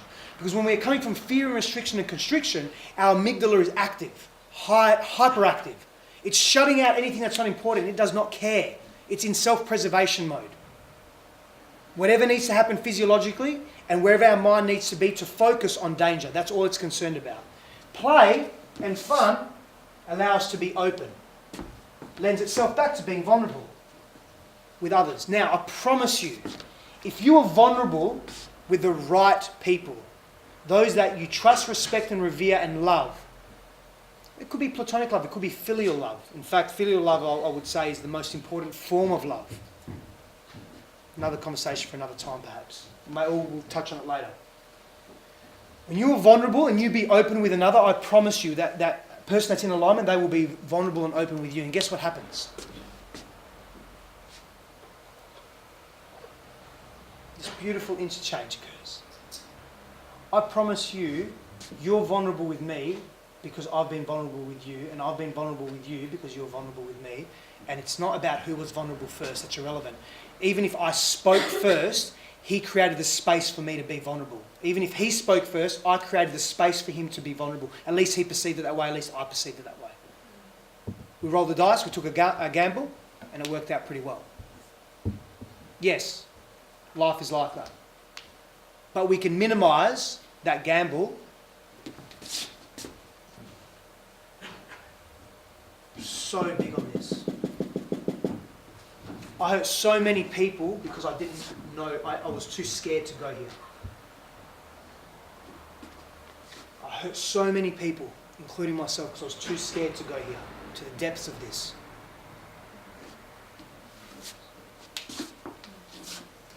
Conscious relating. When we have empathy and compassion, this is linked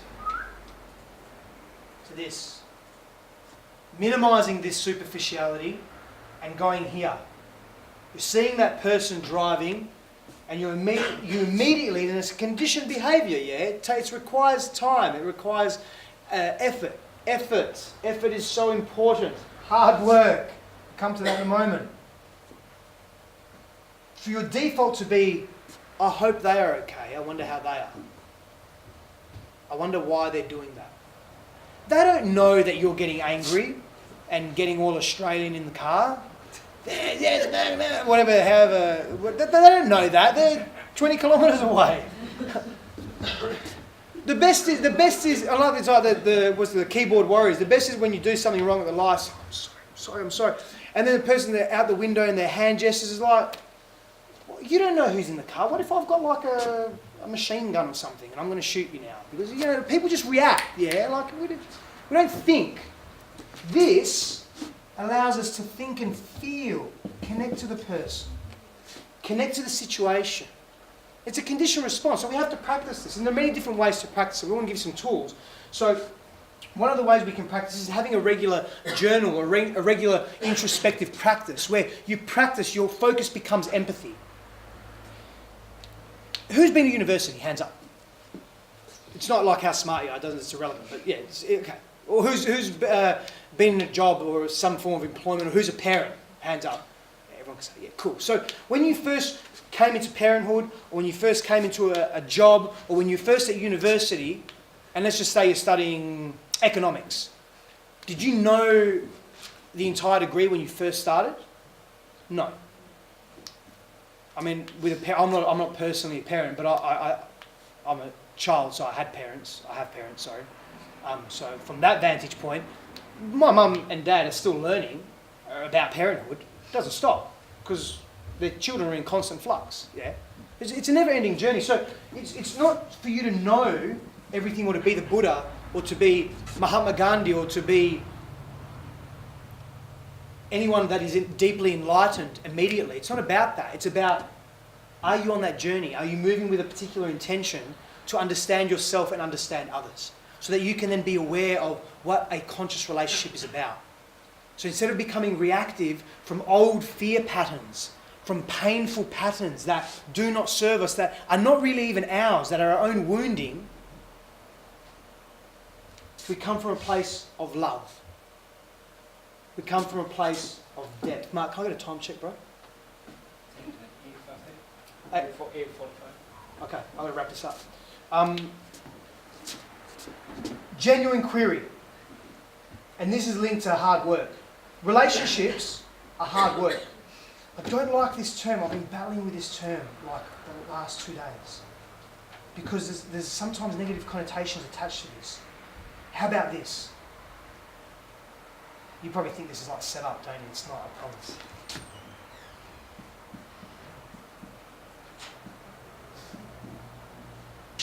Relationships require effort. And if it's worth it, you'll put in the effort. You'll place the attention you need to into that relationship. You'll move with intention. You'll have clarity on why you're in the relationship. You'll only have clarity when you know yourself, and you know your values, and you know what's important to you. And you come from a place of love.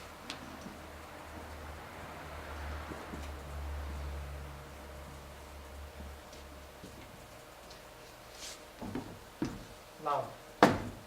So important. Effort. Take the time. Take the time. Take the time to know your partner through genuine query, to understand their history, their trigger points and their pain points. Not that you can then avoid them, but that you can serve them. So you can serve them, and in serving them, you're serving yourself. You're growing through giving. It is an innate biological need to give. Our brains are hardwired for it. Our cerebellum, our brainstem, is hardwired for it. Our limbic system is hardwired for it. Feeds into the prefrontal cortex. We get excited, we get creative, we wish to give. It's a cocktail of positive neurochemicals that are released when that happens. Beyond that, we are serving our highest path when we give.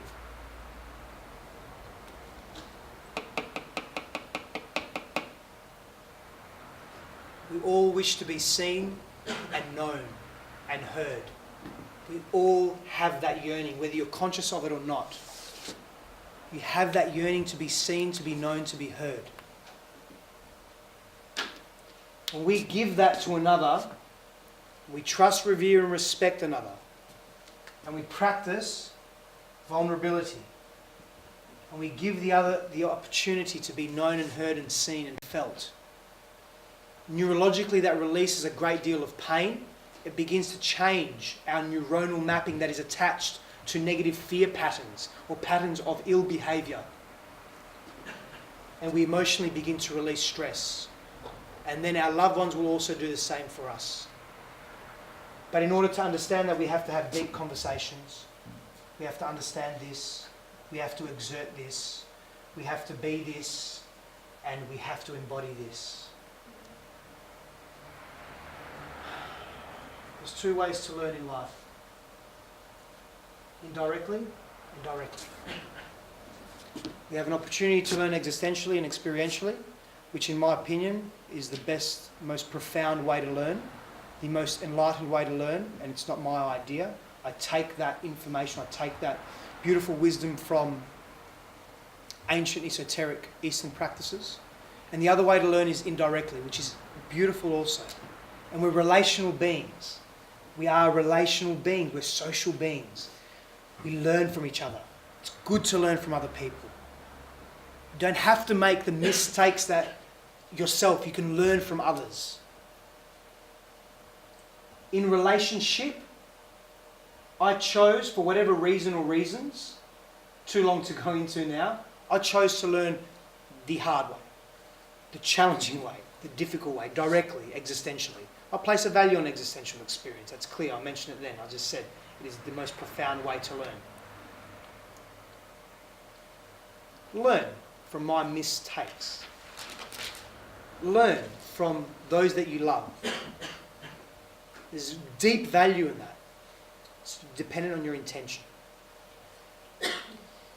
Now, who's familiar with transfiguration?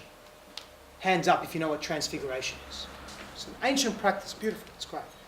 It's an ancient practice, a deeply ancient practice. Cross-culturally, it's found all over the world.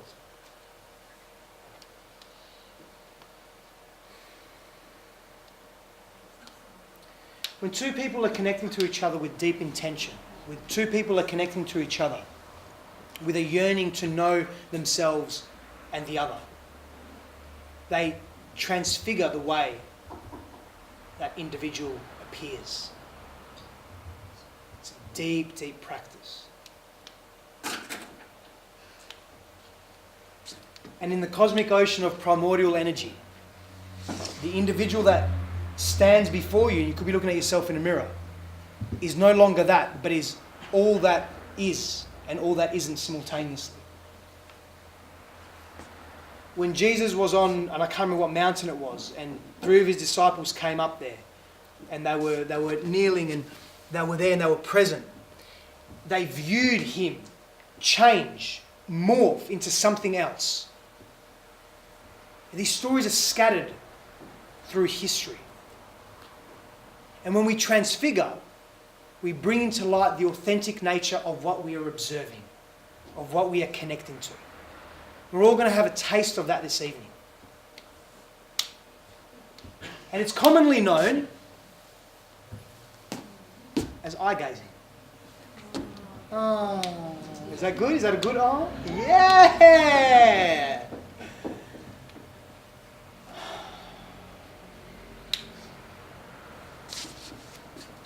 You all want it. Don't deny it. Everyone wants to be seen. Everyone's fucking scared of it. But we can transcend that. And don't let me generalise, we're not all scared of it, but we all want to be seen. Even for just ourselves. Being seen is connecting, is embodying, is embracing the fullness of who and what we are. So, what I'd like you to do, please, I'm going to tell you how this is going to play out, is you're going to partner up. Man, you're going to have to get involved, is that okay? Get me out. I'll look at some beautiful people. We're going to face each other on the floor, hopefully that's okay. And if you need to sit on chairs, you can sit on chairs with each other, that's no problem as well. You get as close as comfortable to each other, and you're going to gaze into each other's left eye. And you're going to allow to come up whatever comes up. What that means is whatever emotion rises to consciousness, allow that to be. You may laugh hysterically, you may have tears, you may have a blank face. It doesn't matter. It's not. There's no specific outcome that we are looking for here. It's about being present to where you are. Now, I need your commitment on this before we all move into this. So I need to see a show of hands who's prepared to engage in this beautiful practice, and it really is. Hands straight up, please, and keep them up so I can see. I don't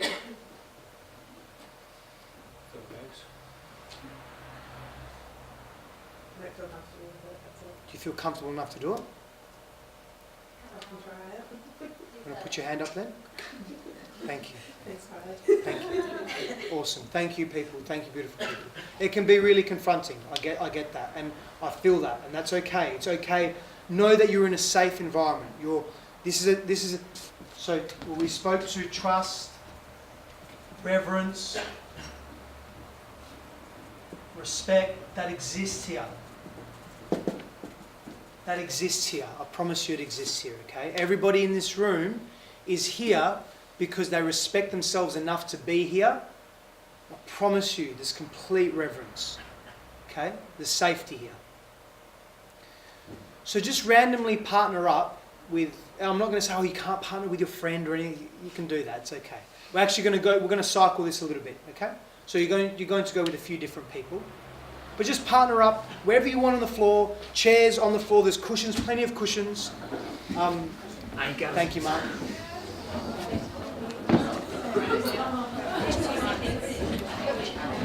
And just let's mobilise as quickly as we can.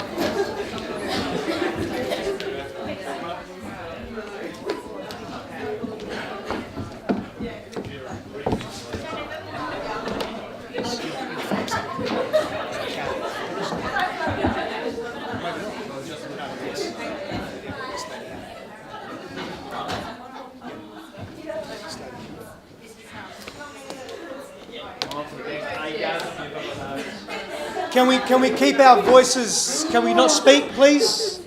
No speaking. No speaking, please, beautiful people. No speaking.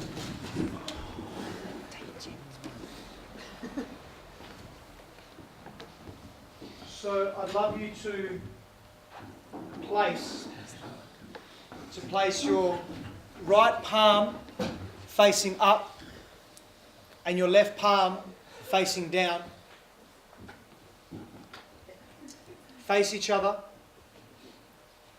and make contact with your hands, please, and hold each other's hands if you're comfortable to do so. It would be beautiful. And remember, allow what needs to come up, and if people are making noises of some sort, try to do your best to remain concentrated on the person that you're with. Okay? Close your eyes down, please. So have your eyes closed, facing your partner, facing the person in front of you. Be facing each other. Begin to ground your breath. Connect to your breathing.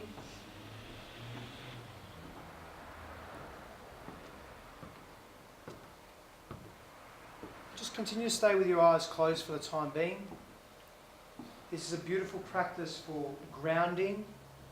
This is a beautiful practice for connecting.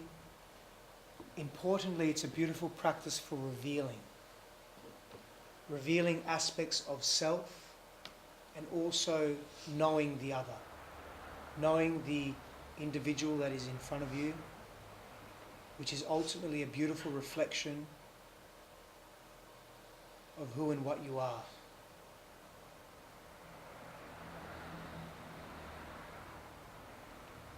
Begin to allow the sounds that you may hear to filter through your consciousness. Allow them to fleet in and out as you begin to harness your thoughts, your feelings, and your inner eye to what is in front of you. Do your best to remain in silence, and when you are ready, open your eyes and gaze into the left eye of that person that is in front of you.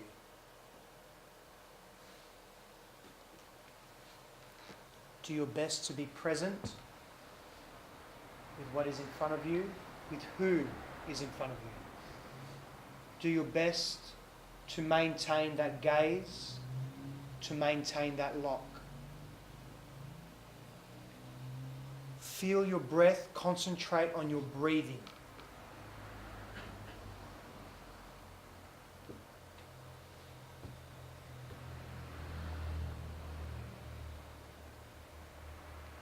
Pay attention to the feelings that are arising within you.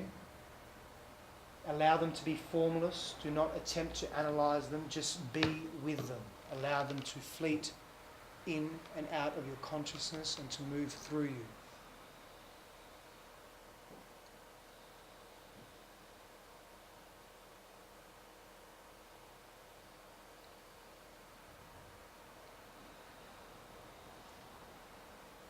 Remain focused on your breath.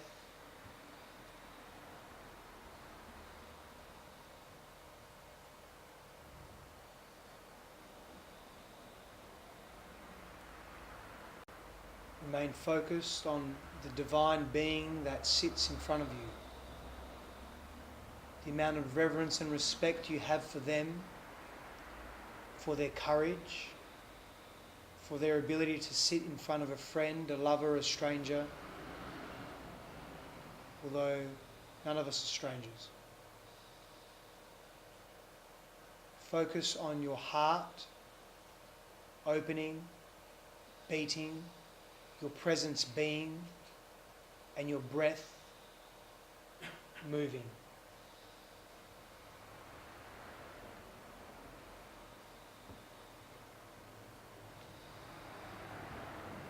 Soften your body, soften your being. Do your very best to maintain that gaze. Allow yourself to feel what is arising as you do so.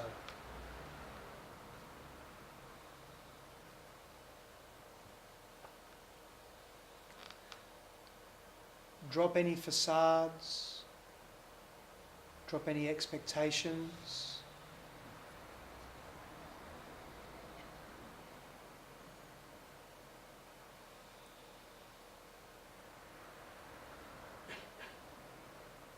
Be kind to yourself during this process.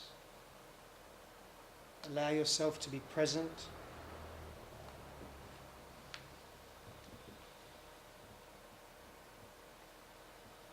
Close your eyes down when you are ready, slowly.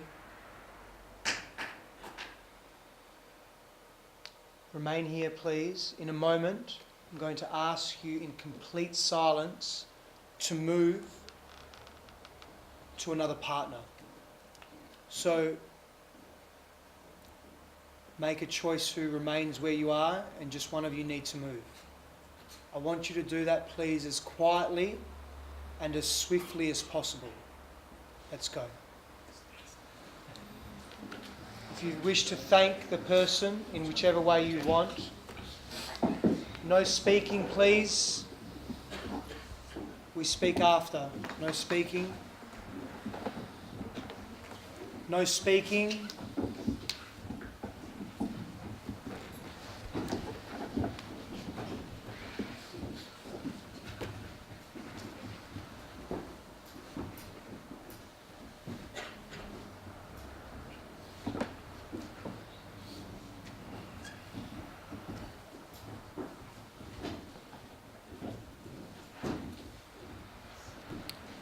close down your eyes, please.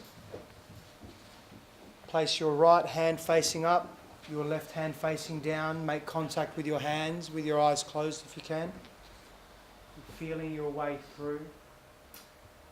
Connect to your breath once again. And as you're doing so,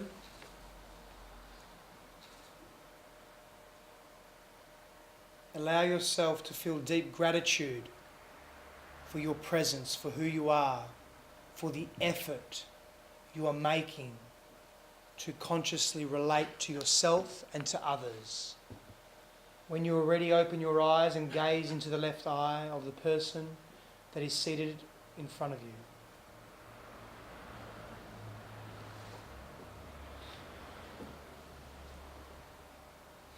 Connect to your breath.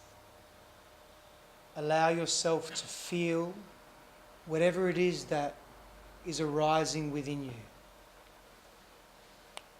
Take this opportunity, this moment, these series of moments. Take advantage to connect to who you are, to your truth, to the wonder that is you, and to pay deep homage to the person that is in front of you. To hold within you deep reverence for their being, their history, where have they come from, their trials, their tribulations, their pains, their joys, their life experiences, their wisdom, their deep fears. Everything that makes them who they are and what you see in front of you, what you feel and observe in front of you.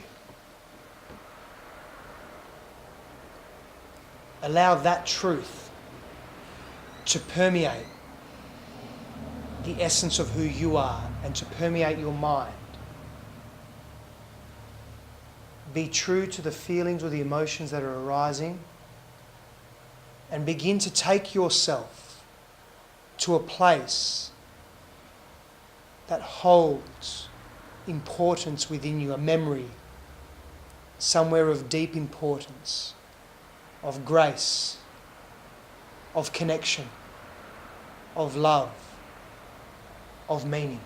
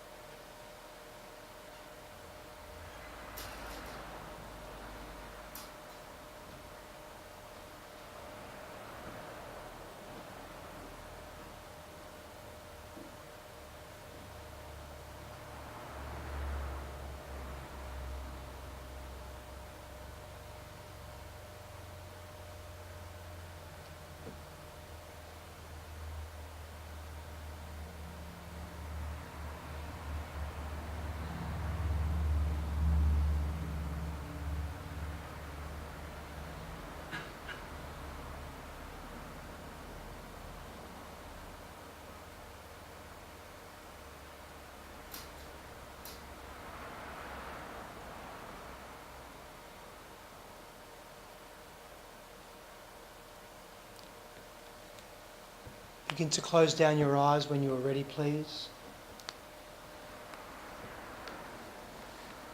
Allow yourself to feel whatever it is you need to feel, whatever is arising within you. Ground, be present. Like anything in life, the more exposure we have to a particular situation, experience, scenario, the greater the depth and breadth we are able to gain from that experience. Time, unfortunately, does not permit us to continue this beautiful practice.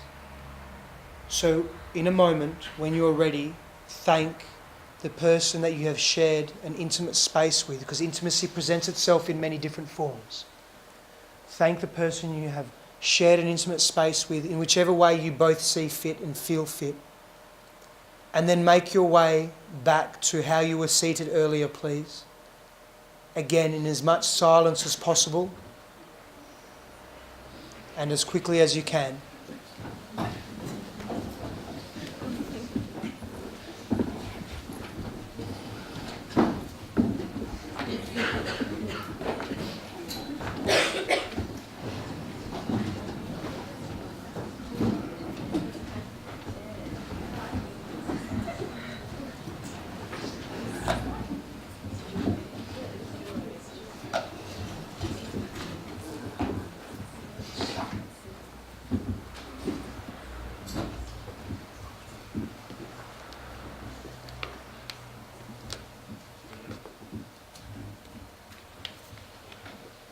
this practice can be deeply transformative, yeah?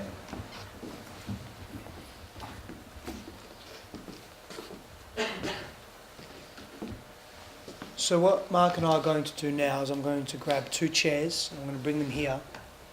We're a little bit over 9 o'clock, so I want to be we want to be very mindful and respectful of your time. But we also wanted to give you, we're okay, but we want to give you an opportunity to have some Q&A time. So if you need to leave, it's 9:07. We understand if you need to leave. But if you wish to engage in a conversation for the next, call it 15 to 30 minutes, we would be honoured. But please don't feel embarrassed if you need to leave, okay? You have lives, you have commitments. And if you are, we want to thank you. If you are, actually, who is going to leave now? Hands up. Just one person? That's okay. We thank you so much for being here. You have our contact details in some capacity. If you need anything, please reach out. So thank you so much. Thanks for coming. Deeply appreciate that. For all of you that are staying, wonderful. Let's have a Q&A, and let's kick that off while I get a couple of chairs for Mark and I.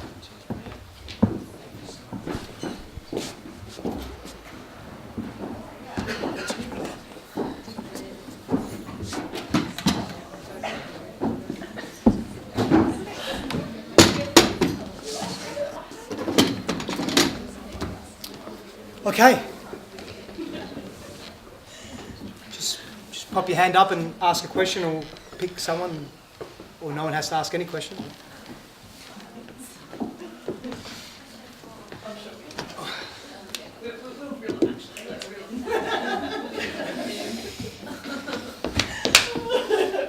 You ready, Tara? No, I'm ready, but I don't know what I was going to ask yet. I'm still formulating. Okay, how about, yeah, please, go. So, in the process of your eye gazing, Yeah. why do you recommend someone want to lose weight and come back? Like, what is that actually psychological or whatever? You know, what does it mean when someone does that? Yeah. What do you think? Fear? What do you fear? Fear of what? Fear of being seen. Well, that's what I perceived, but I didn't want to assume that that's what it is. Who did the looking away, you or your partner? The partner. So I was curious as to why the person was doing that. Like, The answer essentially is very complex. Like, we can't assume, we can give we can provide a broad understanding, we meaning psychology or society or experts, whatever it may be. Or even your own self, you're the expert. You can provide an understanding, a broad brushstroke understanding of why, but the reality is the reasons are that of the individual. It would be some form of fear. It could be linked to being seen and what that may represent or symbolise for the individual. Because being seen can represent different things for different people. So I know I'm probably not giving you a very direct answer, but there is wonder and beauty in the exploration of that. So for you to further explore that as well, in your own way, whatever that may mean. But really, it's the individual is the only one that can answer that based on their own history, based on their own interpretation of the world and life and so forth. And that would require them knowing self and digging deep. What was the emotional response with you when you saw them look away? How did you feel? I think that's the question you really need to it look did at. happen a couple of times. Yeah. In the process, but so that's where I kept questioning, like, what is it that I might have shown that is causing this person to look away, or is it naturally that this person is wanting to look away? So. The answer could be both. And you may represent something in their sphere of reality that triggers something unconscious or conscious within them. It could be the way your hair is. It could be the earrings that you're wearing, the jacket that you've got. It could be anything that's triggering something unconsciously or consciously within them. It's not that you're at fault or responsible for that. You are who you are, and you assume that in the wholeness and the fullness of being proud of who you are. But that's a great question, what Mark's, how he asked, well, how did you feel about that? Because what they're doing it's not that it's not relevant, it is relevant, but what is more relevant or more pertinent is how are you responding to that. So are you feeling that you're not worthy, you think, have I done something wrong? What's going on? What have I done? Yeah. Absolutely. Okay. Yeah. So that's powerful. So as we unravel, we go deeper into the story and we ask these questions and we feel into it as well. We begin to understand life a little bit differently too. Yeah. So you're looking at yourself from a different lens, from a different vantage point, all because that person that was looking away gave you an opportunity now to gaze deep in yourself. It's not a literal torch; it's a metaphoric torch, and it's really hard to find. So now you ask yourself, not why are they looking away, what am I feeling and why am I feeling this? And what does it symbolise in my life? Thanks, RJ. Thank you. Any other questions?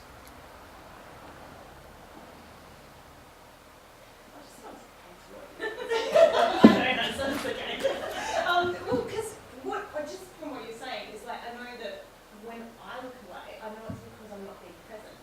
It's because I go like that because momentarily I'm thinking about, like, not that I'm not being, I don't know, it's just a split second thing. And I think that, That's what it was. It was like split second away yeah, and then back. yeah. And for me, what I try to focus on doing when I did do that is ground myself and go, it's okay. The world's not going to blow up if you look at the person. It's because it's that panic point, I think, to be seen. That's just from what you said, truth is something unique to say that. So, yeah. The questions? Thoughts? On anything, not just that transfiguration practice, on anything. Yes?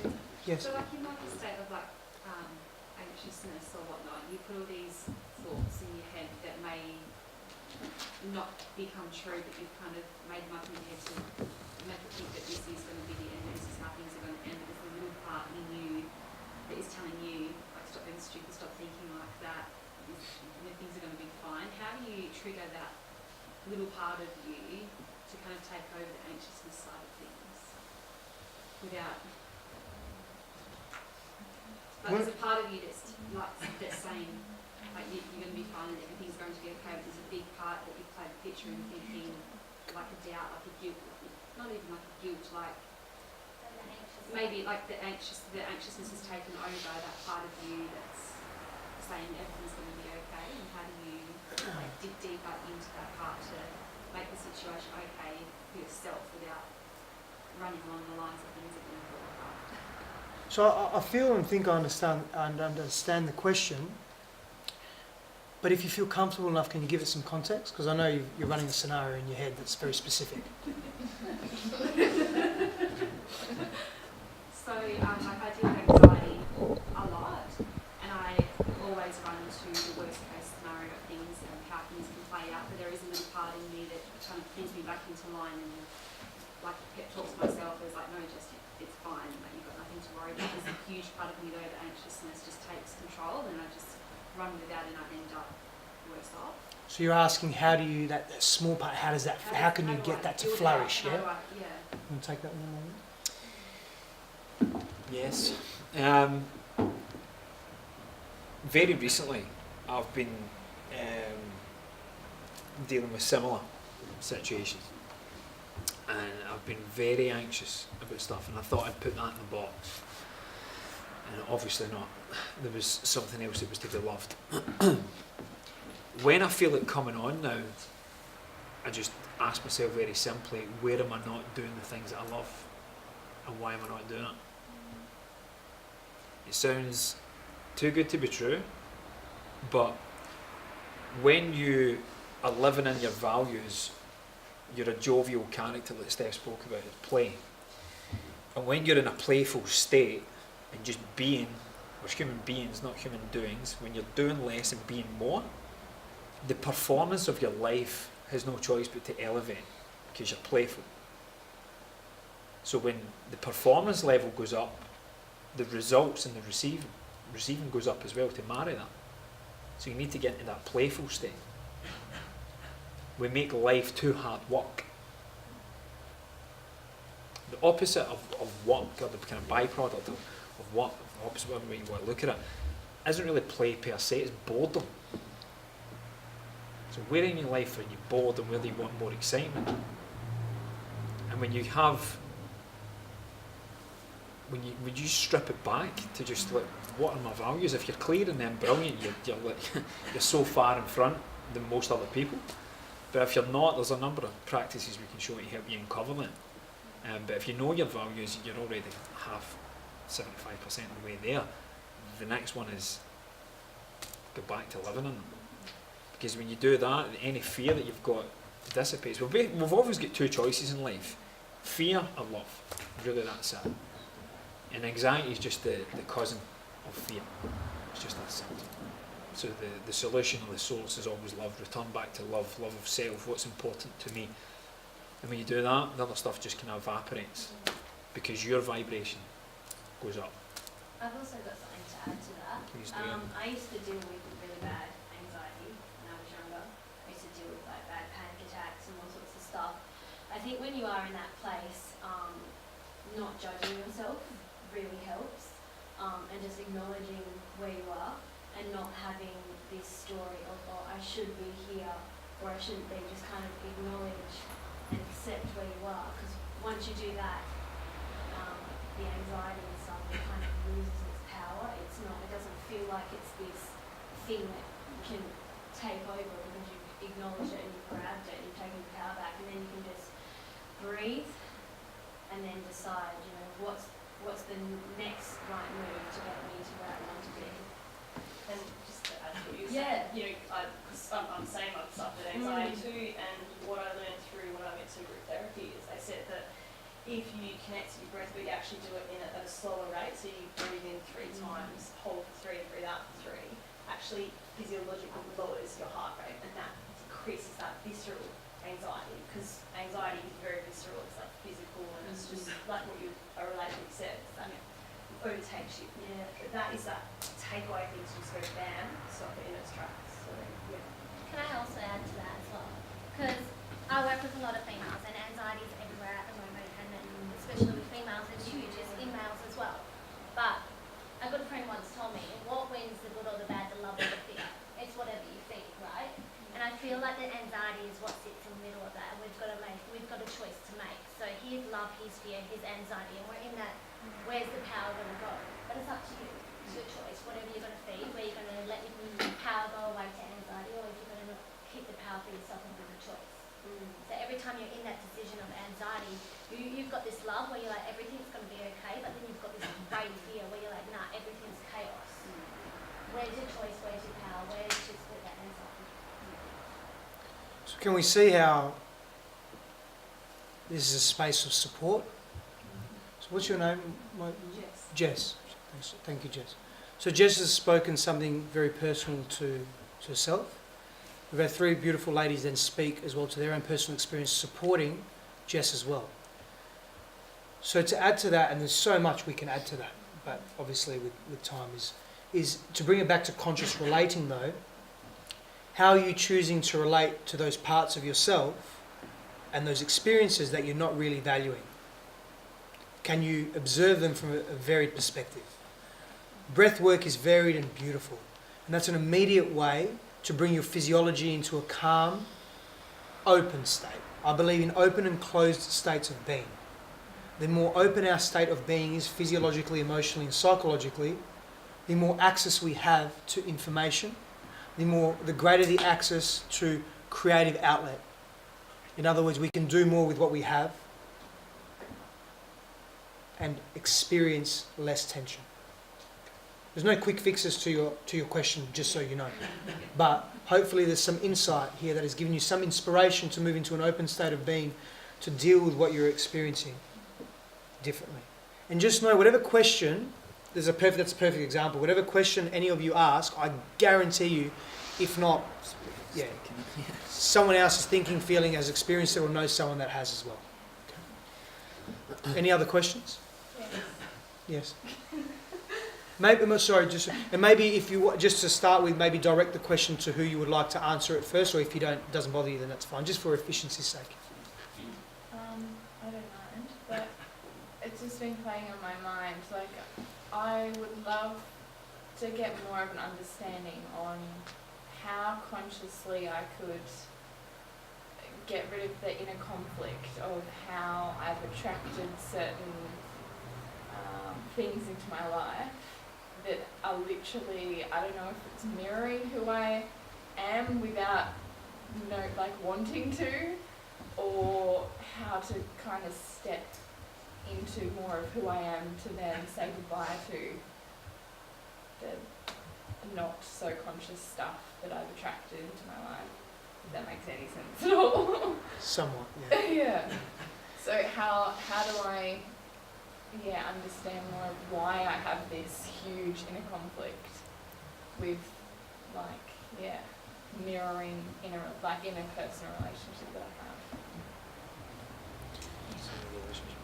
So there's great complexity to the question, and the reality is for us to not answer it, because it's not like is the sky blue? And there needs to be a digging. Yeah. We need to go deep within that. Yeah. Essentially, though, in a very broad brushstroke, and it's about you have an awareness. It begins with an awareness. Mm-hmm.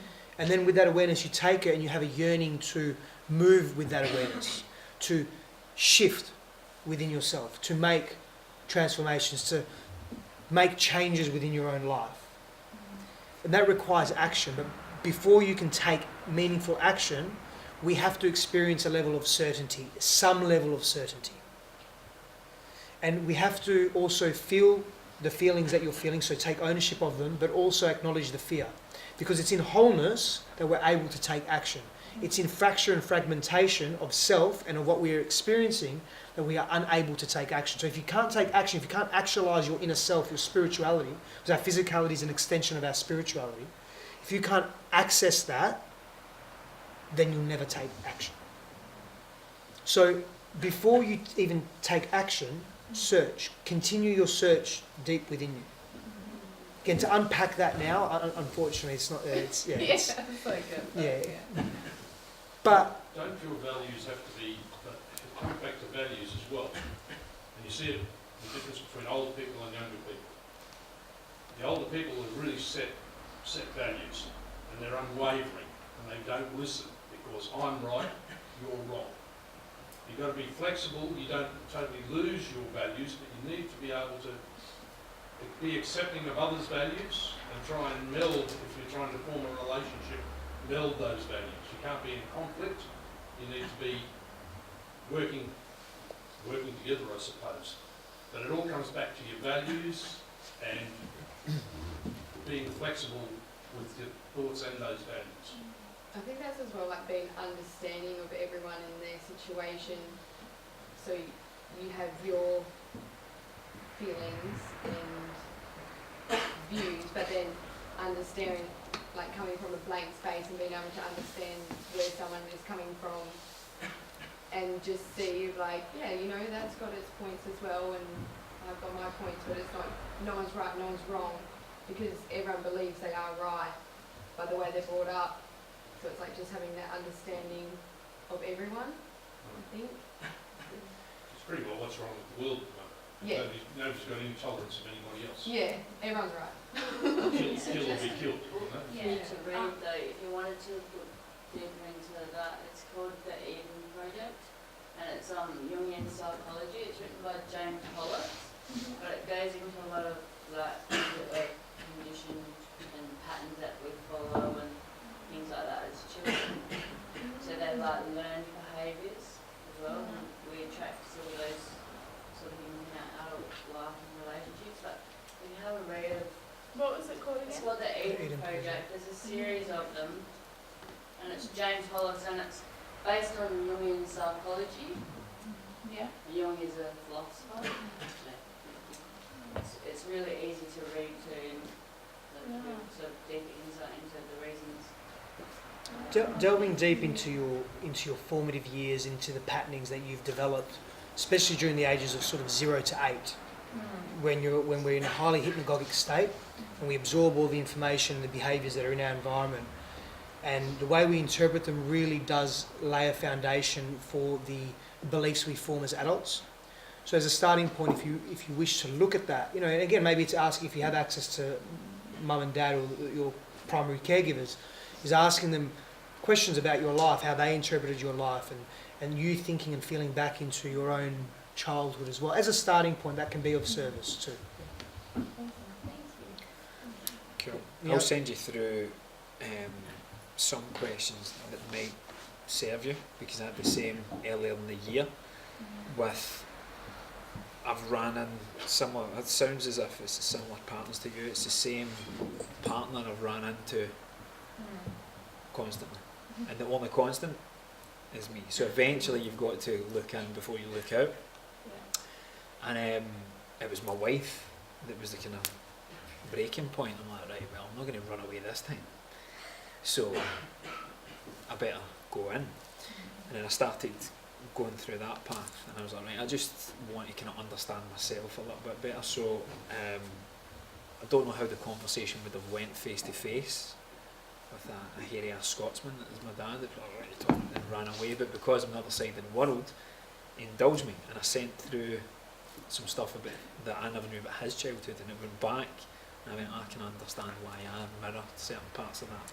And then once I got that, I could put bits of the jigsaw together, and then I took that in to the values of my relationship, because what I value isn't necessarily what Sam values, but if I understand her values, like the default values, you can link it, and you can, it's not being you, it's just loving at a higher level. And if you don't get it mirrored back and they don't communicate in yours, and sometimes they're not the right person, but I would encourage you to go deep within yourself and really take the time to understand their values and what drives them, and then ask yourself if that fits in your value set. Are you prepared to feed those values, or does that go really against everything you stand for? Because you've got to stay congruent with your own before anyone else's. But it's actually a part I missed out earlier. Everyone that walked in, I was trying to figure out your values by kind of manipulating the love language, if you like, when you all come in. Certain people I touched on the shoulder, certain people I looked right into your eyes and I said something kind, or I commented on what you had, or I said, who wants a cup of tea?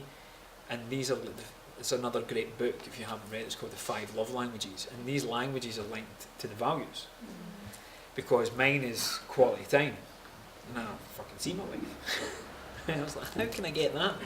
But now it's been versed and spoke of, she doesn't value quality time, which is why she couldn't see why we were arguing. But now it's been verbalised because I've went into my shadow. She's now aware of it. Thankfully, she obviously loves me a little bit, so she's now actively trying to put certain time aside. We're arguing more than usual, but we get on that module. No, and it's cool, because straight away I appreciate it. Because then I get my second one, which is touch, physical touch. But then I can say thank you to her, which is her top one, which is words of affirmation. I keep telling her how deeply appreciative I am of it, and then hers gets met, because it's just communicating each other. But I would encourage you to go into you first.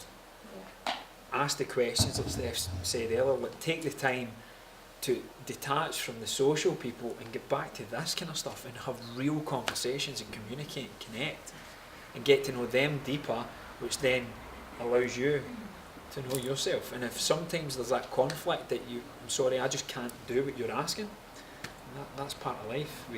People come, people go, but you're the constant. And to bounce off what Mark's saying, it also can come down to, once you know your values, what you allow and what you tolerate. So, I think as we know ourselves better, we know our values better, we kind of get into a space where we know we don't have to people please. Like, if someone doesn't agree with you or resonate with your deepest core values, you don't have to just go along with it to make them happy with it, or you don't do the opposite either, which disrespects them. You can just allow it to be what it is, and you can communicate kind of your value, where you're coming from. If, as Mark said, if they don't meet you there halfway, there's no compromise, then people come, people go, sort of thing. So just accepting that is what they are. Yeah, exactly. Without needing to prove or go. Exactly. Yeah, exactly. But my way's right. Yeah, exactly. Because what's right for you is completely different to what might be right for someone else. You know what I mean? So, yeah. Time for, thank you. Time for another question.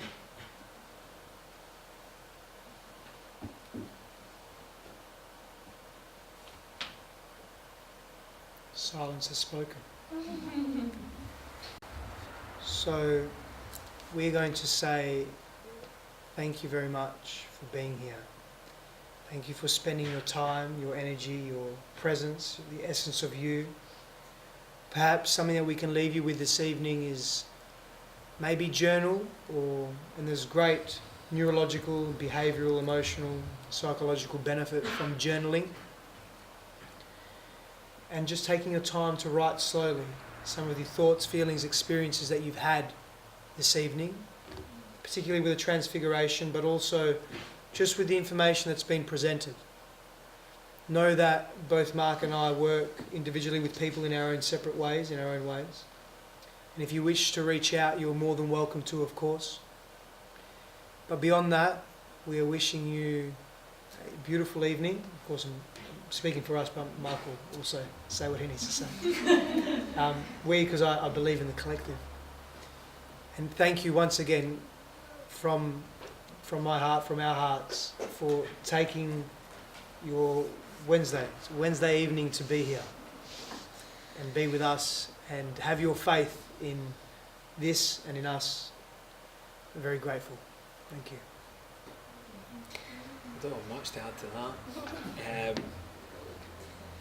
Time is our greatest resource, guys. So for people that give it up, for people that invest in it, to come and hear little old me and think about how I could potentially help you is deeply appreciated. This level and depth of conversation excites me greatly, and I love that we're making it more accessible, more frequent. It will be as well. Sadly, we don't have, and it's purposeful as well, we've nothing to give you at the end here as to what's coming up, because leave tomorrow. Yeah, he's away the day before me. He's away for 3 weeks, back briefly and then away for another 6. I'm away for 3 on Friday, back briefly and then away to Bali for a week as well with them. But there will be emails going out, there will be online resources and things we can keep in contact with. I'll send you through that checklist.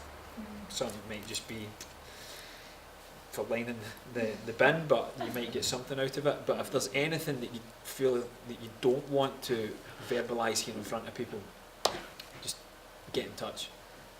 Send me a message, Facebook, text, email, whatever, and I promise you I'll get back to you. But thank you for your time. I enjoyed it. Thank you. And, yeah. What was about the post that we did earlier? Thank you. I knew someone would go on your Facebook and see. Now you can check your answers. Now, But briefly, just before you do that, because the responses, they will tell you their values, what they see.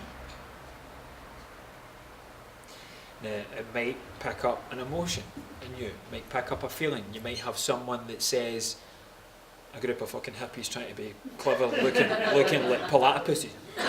You might have someone, and then you can react or you can respond. But all that exists is love, and the purpose of everything we do is growth, personal growth. So whatever the reaction or response is, have a look, take time to reflect, and then respond accordingly, in accordance with your values. And if you're really clever and love them enough where they are at, communicate in theirs, and then see where the conversation takes you. Now, Mark and I are going to stand here like a married couple, and as the wedding party does, they come and hug the married couple. So if you all want a hug, you can come and grab a hug from us before we pack up. But otherwise, have a beautiful evening. Thank you, legends. Who's going to be first?